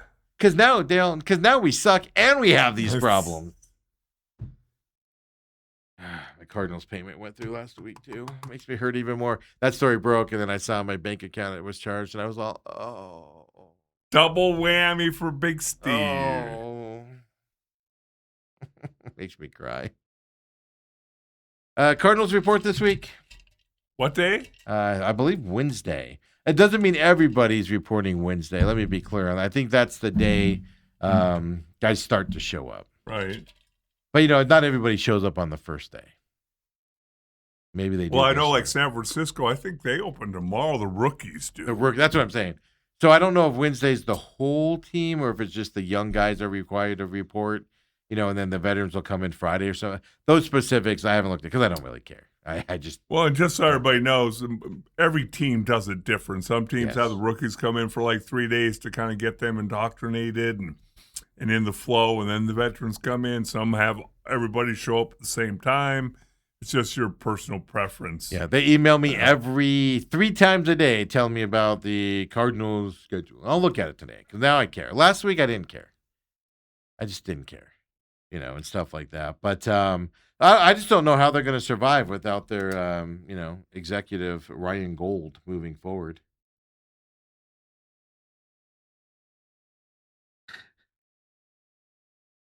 All right, so here's the note I got here. Wednesday, report to training camp. Thursday, first practice. So everybody reports on Wednesday. Okay. Thursday is going to be first practice. Friday's the first open practice if you guys want to go out there and stuff like that and everything. I know Friday and Sunday are open practices. I don't know what's happening Saturday. But if I remember correctly, I believe it's a closed deal on Saturday, like a workout day or something like that. So Friday and then Sunday is the open practice. I do know that for a fact because I do remember that because I was trying to find like a club level day. They do those sometimes. And I was looking at those dates coming up. And August 2nd is one of them, but that's the way it looks going into this weekend as well coming up here. Then we get the Hall of Fame game, Dale.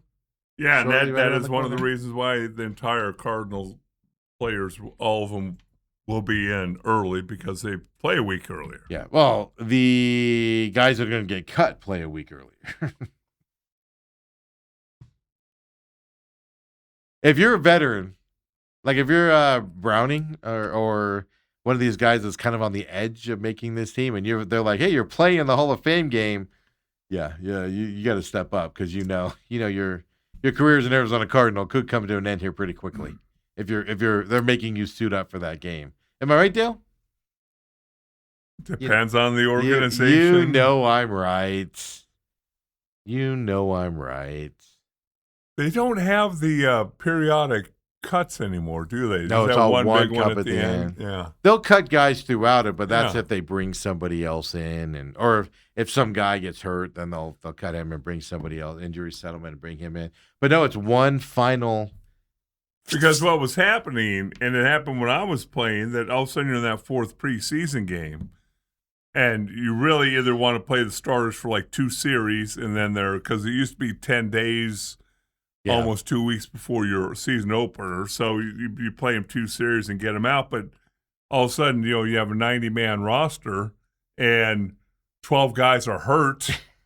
And there's guys who have to play in that last game that you don't want them to play a half or 3/4. Yeah, they have to. Or if 2 people get hurt, all of a sudden Dale Hellestrae is throwing his pads back on and going back out there. Because you've gone from 90 to 75 to 60. You only have 60 guys on the roster. That's why they kept it open. Yeah. Was because nobody plays in the preseason anymore. Coach, I'm not putting my pads back on. The Rams' philosophy and the Niners' philosophy is if you've made the team, you don't play in preseason. I'm going to be interested in that was the problem with Gannon. They didn't play in the preseason, and they sucked when the season began. I want to see what LaFleur does. He seems very pro player. Are we going to see a bunch of guys not playing in preseason again with a new offense out there? Well, here's what I hope to see. The fact that you're coming off a season with 3 wins, and there's many question marks about you going into this year. that I'm going to treat this preseason different than hopefully I'll treat next year and the year after. Pull back next year. Yeah, right? if we win 6-7 games, we're on the right track and things are looking good. Okay, I'll cut back a little bit next year. But this year, who cares? You won 3 games with whoever's on this team. I'll put it this way: Carson Beck's going to start the Hall of Fame game. I'll just tell you guys that right now. Well, they got to sign him, Steve. No, that's true. Well, let's rephrase that. Slovis is going to start the Hall of Fame game coming up here. And I get Hall of Fame games, I understand it's different because it's like a week and a half after you report. It's really quick. So guys might not be, you don't want to put a guy out there that's not ready to play, a veteran, even though they should be ready to play. In this NFL, you can't do it. But I'll tell you this, I want to see Marvin Harrison in game 1, the game after that, and the game after that, and the game after that. I want to see him out there and throw him the damn football. Force it to him. Throw some challenging balls up there. I want to see what he could do in this offense. And catch the ball in game time decisions. Get them all oiled up, lathered up, and ready to go for the season. I want to see Love out there a little bit because it's an NFL game. I'm not saying have Love out there the whole game because he's a rookie, but I want to see him out there a little bit, getting some NFL work in against lower tier NFL guys, right? But definitely if the starters are out there, get him out there, get him prepared for the season in the preseason game 1 and 2. The third game, bench him if you want to. But get him out there for extended times, couple drives, 2-3 drives, which means first quarter, maybe part of the second quarter, and see what they do. You got to do that. These guys coming into the season in game 1 is the first time Love sees the field is a joke. The joke. Well, and the thing is, it's not like you're not going to be playing your first team offensive line. You got everybody's got to get into the groove. Yes. Got some new guys. Paris Johnson was out for the last 5-6 games last year. You got to get them all going. But Dale, they might get hurt. Yeah, they might, and that's part of football. Yeah, they get hurt in week 1 too. Yes. I get it. But you know what you're also doing? You're sending a message of we're not slacking off here. This is my tone for this. And like you said, next year, all right, guys, you guys earned it last year. The offense was solid. Right. We're not going to play you in the preseason as much. Maybe one game, one drive, and then you guys are done. Whatever. But I just want to see something different. Change it up. We say this about the Diamondbacks all the time. Change it up. Stop worrying about preseason. Oh, we got a long season ahead of us, so we got to ramp into the season in April. Stop it. Every other team has their guys ready to go at the first part of the season. You can do it too. And if guys get hurt, I hate to say it, if you put it out there and I don't want to put it in the universe, but Paris Johnson Jr. gets hurt in a preseason game and he has to miss the season or half of this. Okay. Well, that's why you have depth. And you're sending the message, next guy up. Now you got time to prepare the backup to go in there. He gets hurt in week 1. What are you doing? A backup who's even less prepared than your starter is to go out there and play. I always want to see it. Just change something up, man. Just change something up. My head hurts, Dale. Oh, well, it's time for your break. They take your Advil, cold and sinus. This black cloud around the Cardinals. Yeah. And we haven't even started, Steve. I know. It's monsoon. It's monsoon. Those aren't rain clouds you see out there. It's the cloud of despair and sadness around the Arizona Cardinals and enveloping the city this last week or so, folks. It ain't a monsoon. Sad and despair. Come on back, folks. Main event.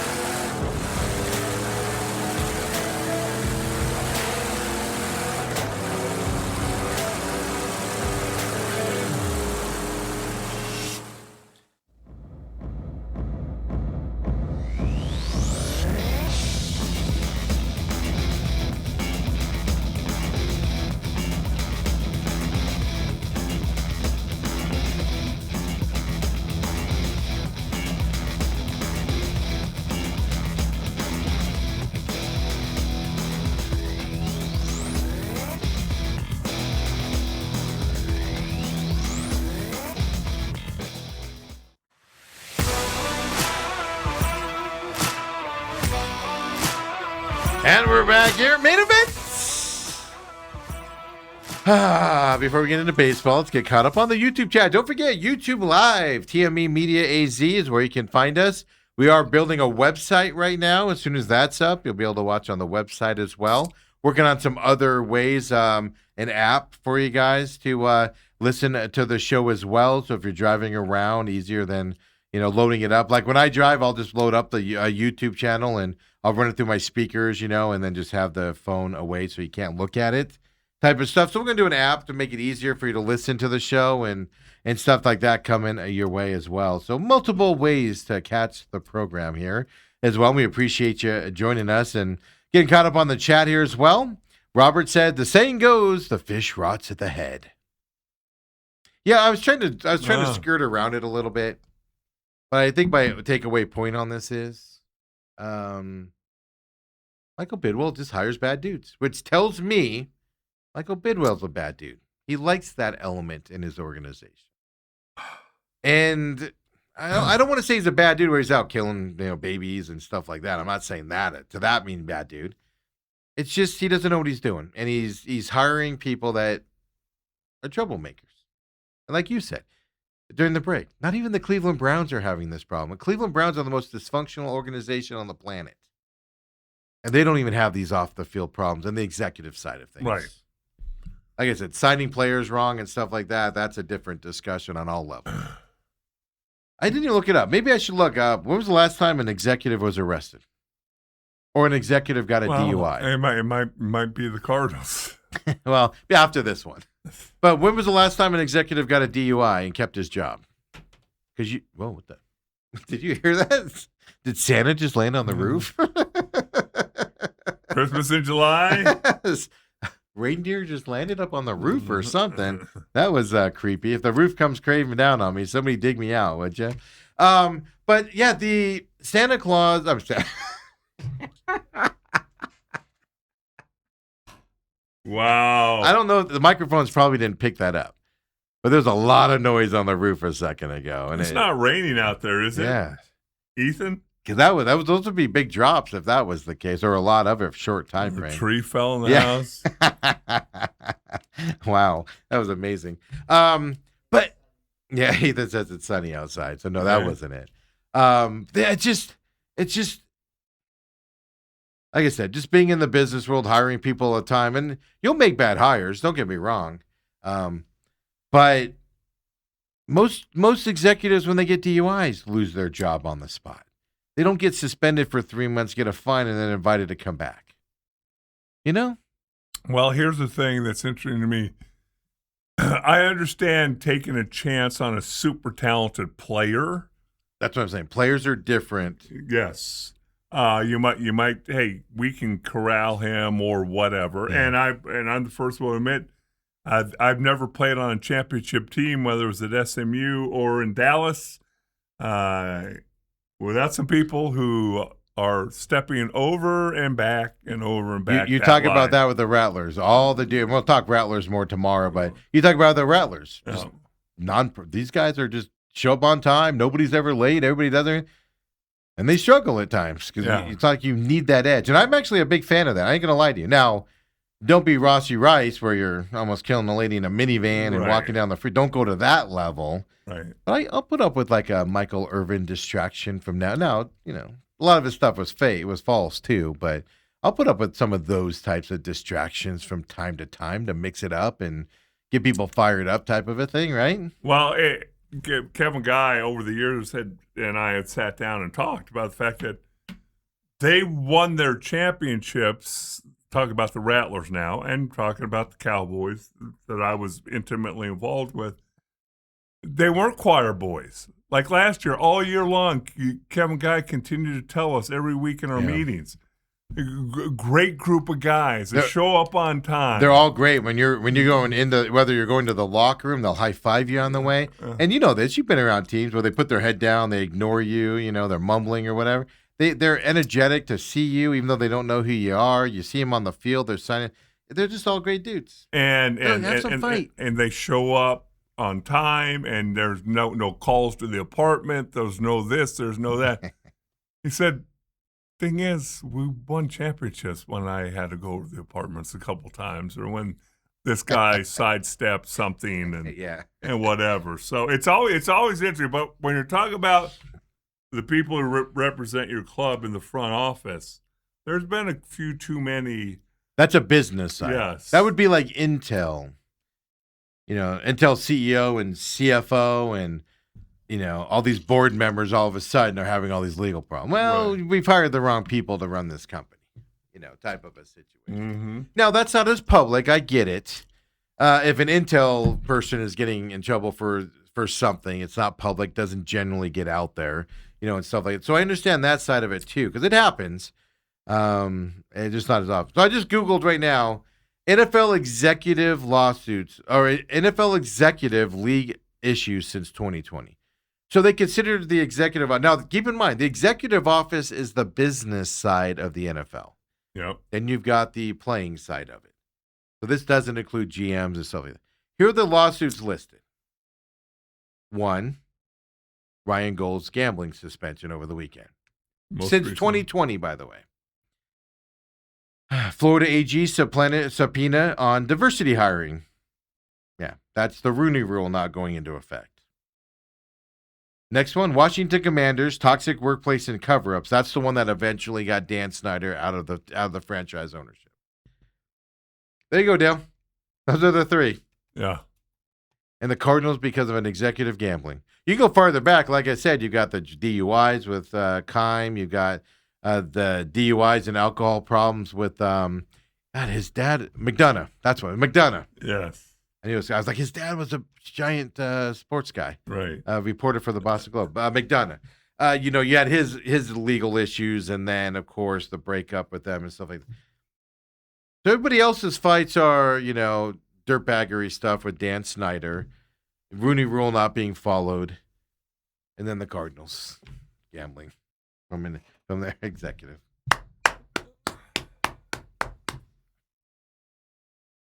That's your Cardinal, Steve. We give your hard-earned money. Let me just Google GM legal issues since 2020 as well. I'm just going back 6 years. Again, diversity hiring, that's all over the place. That's the Rooney Rule where they're not hiring the right GM side and stuff. Again, Arizona Cardinals Director of College Scouting, Ryan Gold, is the second one listed.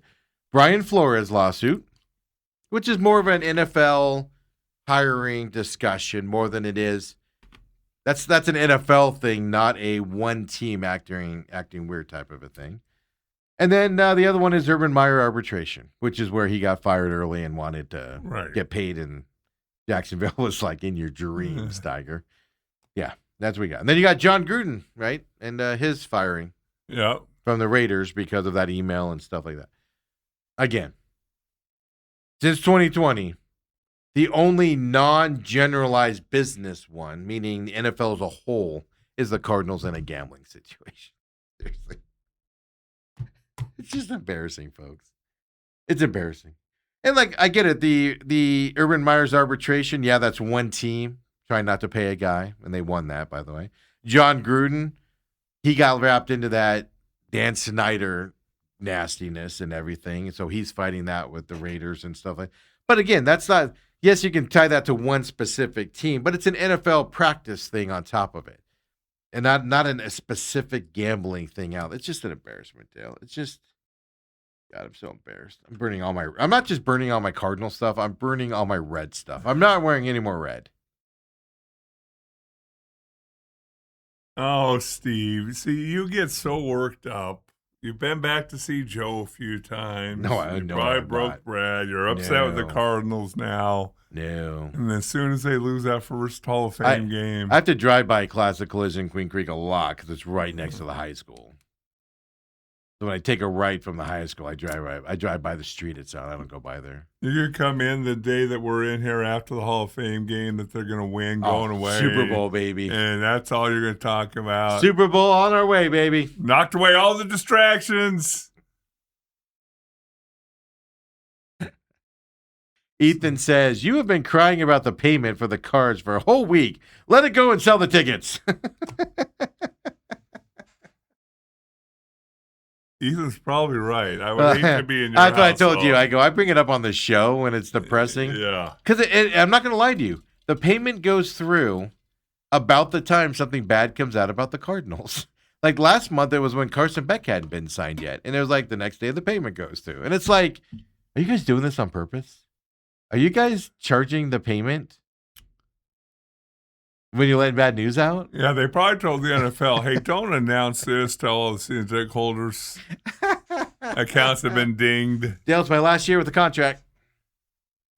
So you'll probably go up to 6 after this. No, I already told you. If I keep him, I'm going down to 2. Period. End of story. Nope. Not doing it. If I keep him, I'm going to go down to 2. We're not going through a whole year of this. You and my brother, it's ridiculous. You're get tickets. Just I know, but I'm going to go down to 2. I'm telling you, I'm probably going to get 2 more. I'm going to get 2, but I'm going to go down to 2, not 4. But then you'll never be able to invite me because Autumn goes to all of them. You can go with Autumn. I don't even want to go. I've invited you last year, and you said no, by the way, all the time. You're done with the invite. You should have come over Saturday night, by the way. It was WWE Saturday night main event was on. You missed a good show. How did Lou do on the fight this weekend? Are you talking about the McGregor one last week? Well, I know about... that was last week. Andrew, did he poo-poo it as much as I thought he would when he was in? He made bank on that one. He had a lot of picks right on that McGregor fight weekend.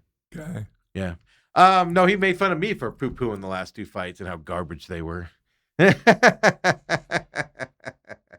he won. He won his bets on them. He nailed his bets. I mean, he didn't say McGregor was going to quit, but he won like... Quit! Yeah, he quit. He blew his knee! Dale. Oh, Stephen McCollum the third. You know who fakes a knee injury so he doesn't have to fight? Oh, Steve. Conor McGregor. Steve. That's disappointing to come from you. It's you guys complain about the World Cup flopping left and right, and then you watch that McGregor fight with that flop that happened. Wow. It just gives us Irish people a bad name when that stuff happens, man. That's all I'm saying. McGregor, McCollum, same family tree. Robert says senior, meaning Bidwell Senior. Bill Bidwell, Michael's dad. He said senior's biggest controversy should have been paying Tillman's signing bonus of $21,000 in 3 installments. But that's standard practice, though. I hate to tell you that, but that's standard practice, folks, around the NFL. But I agree. $21,000. That was when Pat Tillman was a rookie, and they signed him. And his bonus was $21,000, and he's like, "Oh, well, over 3 payments, we'll give it to you." Right. I know. Robert says, Ethan off the top rope, throwing me into the bus about that Cardinals deal as well. Robert says, so you're saying the Cards should turn the Wrigley Mansion into the White House? He's not talking about the regular White House, Dale. He's talking about the Cowboys' White House that you claim you never knew anything about. We'll get Michael Irvin on. He'll tell you that I was never invited nor told about it. Ethan said, become a Chiefs fan. They wear red. The problem, I've explained this before. Like, I don't hate the Chiefs. I don't like the Chiefs. I don't hate the Chiefs. I've been to an astronomical amount of Chiefs games in Kansas City in my life because that's where Ethan's mom's family's from and stuff like that. So I've been to a lot of games there. I've never hated the Chiefs. I've never liked them. But remember how crappy of an organization they were until they got Patrick Mahomes and Andy Reid? And they're headed back that way, folks. Their owner is not a good owner. Their owner is cheaper than Bidwell is and stuff to that effect. When this run is officially over, they're going to go back to just mediocrity for a ton of years, just like they were before. They did what some reason Michael Bidwell can't get out of his way to do. They hit a flash in the pan and got Andy Reid, got Mahomes, got all these players, and boom, they started dominating. They just happened to they got out of their way for a couple hires, Dale, and now look at them. Well, Michael Bidwell cannot get out of his way. The thing you always you look at the Kansas City Chiefs and their ownership in that poll that Arizona is always the bottom of. They're right with them. And the players voting on all the stuff around the organization. The Kansas City Chiefs are a tick or two above them. Their ownership is not. They don't. The ownership won't get them new locker rooms and Right. stuff and their locker rooms are terrible, folks, for NFL standards and things like that. It's just they one day woke up and decided, let's do something different and get Andy Reid in here. And look at him now. And let's trade up 17 picks and get Patrick Mahomes. And the car. Here's the difference. The Chiefs did the move to get Patrick Mahomes, and the Cardinals just say, "Oh, we really wanted him." Yeah, that's the difference. Hoping he fell to us. That's the difference. So I couldn't switch to the Chiefs because they're going to go right back into the cellar again coming up here. It's just like the Patriots. They were god awful. Robert Kraft comes in. Gets lucky with the big Bill Belichick. I mean, let's face it. Bill Belichick had failed everywhere he'd been before. Gets lucky. Lightning hits a bottle there. Now he looks like a genius. And what's happened since that lightning a bottle hit? Mediocre. Now, I know they made the Super Bowl with Vrabel here and stuff like that. But, just you got to get out of your way, man, as an ownership. That's all you got to do. Just get out of the way. Do something you don't normally do. Dale, your Arizona Diamondbacks. As we wrap up this show. Yes.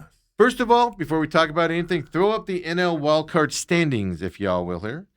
Dale, before the Dodgers series here, I would have laughed you out of the building if you would have told me the Diamondbacks would be 0.5 games out of the wildcard spot 3 games after the All-Star break. Laughed you out of the building. I talked about this with Bruce Cooper last week. They go in, which they are, right, folks? There are 3 spots out there, 0.5 out from that final wildcard spot. 3-way tie here as well between the Cardinals, Marlins, and Padres.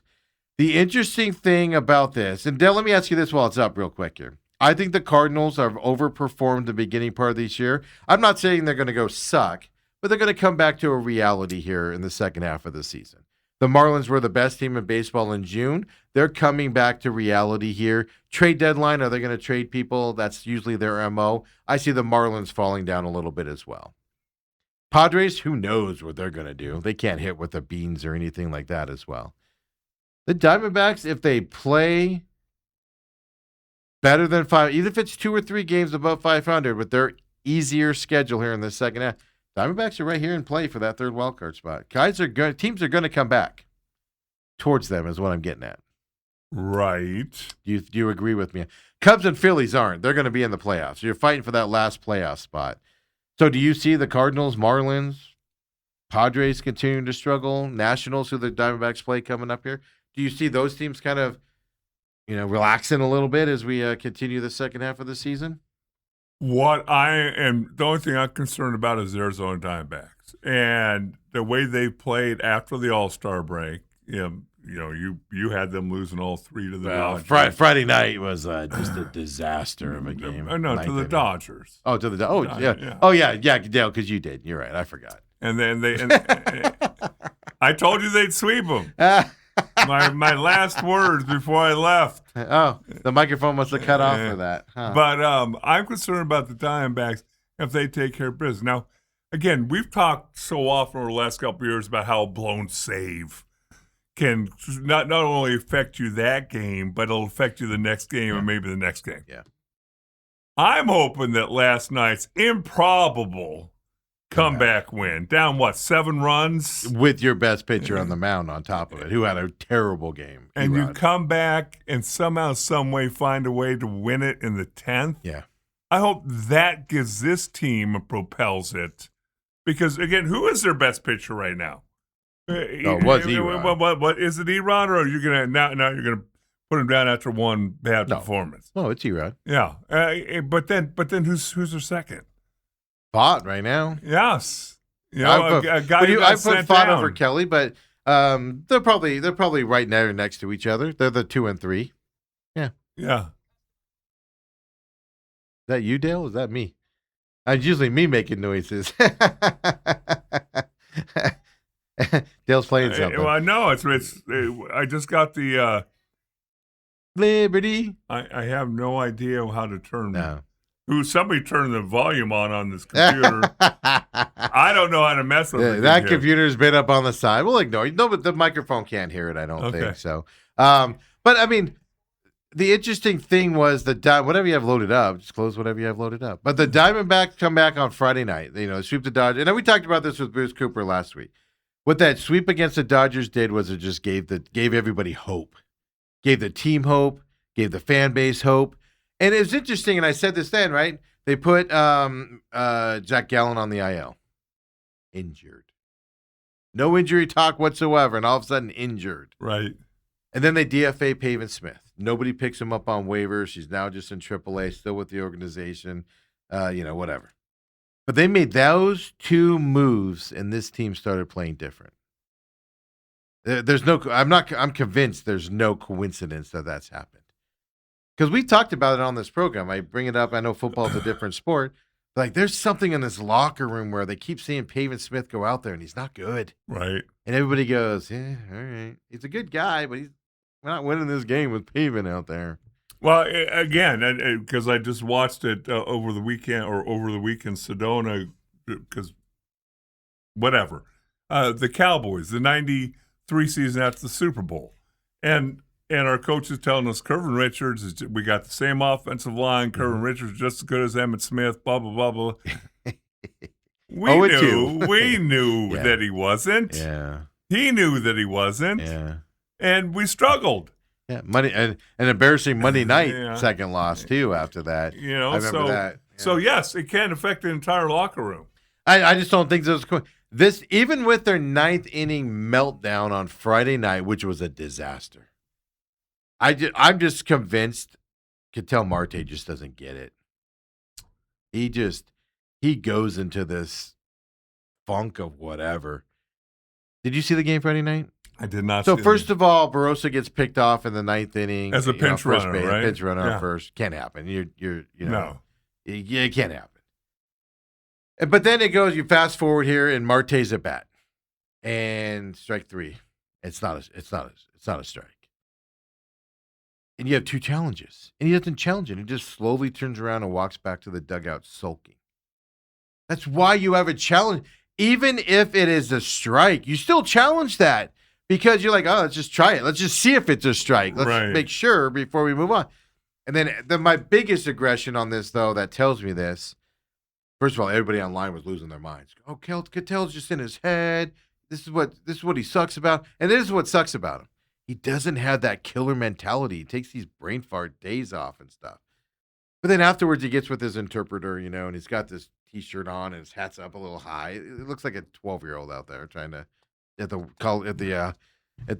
Little League World Series, But I digress on that. Whatever. Then they ask him, hey, why didn't you challenge that? Oh, I was thinking about the pitch. I was expecting this pitch, and this pitch came, and it caught me off guard. What? You're the main player on this team. What do you mean it caught you off guard? If it caught you off guard, you get punched out. Bloop, bloop. Bloop, bloop. Even if it's a strike down the middle, it's your last play of the game. Right. Give yourself a chance to continue. Know where you are, know the situation, and know how many challenges you have. I put that akin to somebody thinking there's two outs, they catch a ball and throw it into the crowd. And there's only one out. Right. That's what I akin to what he did on Friday night. No, mistakes happen. I get it. Those mistakes, that whole ninth inning was a disaster. We can go through Seawald. Leaving Seawald out there for so long, it was just a disaster. Putting Seawald in and on, it was a disaster altogether. Have they not learned yet? You don't put Seawald in a non-safe situation? I said it before he went out there when he was going out there, and then during the whole inning, I was like, why is he out there? Right. Why is nobody out there to get him out of this game? He obviously doesn't have it. But then this team comes back on Saturday, day game, looks good. Then yesterday, down 7-0, looks like garbage out there. Come back, fight back, win in 10. This team, and I hate to put it on Pavin Smith and Zach Gallen being off this roster, but this team looks like a different team since those moves happened. Well, it shows they can bounce back from playing stupid and losing a tough game to win the next couple. And now you got the A's coming in. The A's are way down in the American League standings. They were leading that division, but they haven't been better than 500. Right. All year long. So a chance to keep this thing going, and before you know it, Steve, we're going to. I'm just telling you, you're expecting some regression here as well. So now, I hate to say that, I do not want to say this, but I'm going to.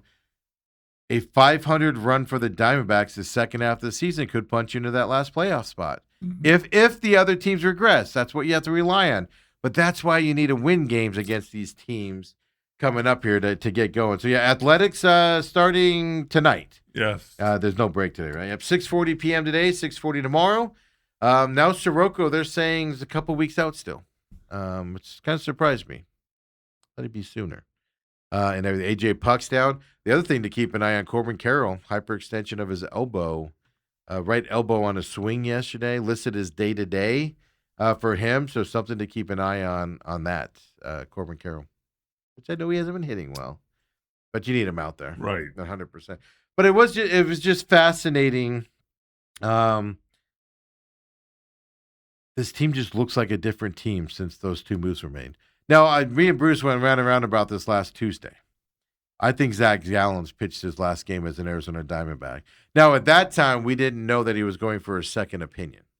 Now that I know he's gone for a second opinion, I'm telling you, he's pitched his last game as Arizona Diamondback, whether he's really injured or not. Yeah, because he signed a 1-year deal, correct? Yeah. So, and you're not bringing him back. Hopefully, you're not bringing him back. But I think he's pitched his last game. So you've got to get with Brandon Pfaadt. Now, you can bring up the young kid again, Cabrera again, if you need to, and stuff like that. But I think, do you think we've seen Zach Gallen for the last time, at least this year, as an Arizona Diamondback?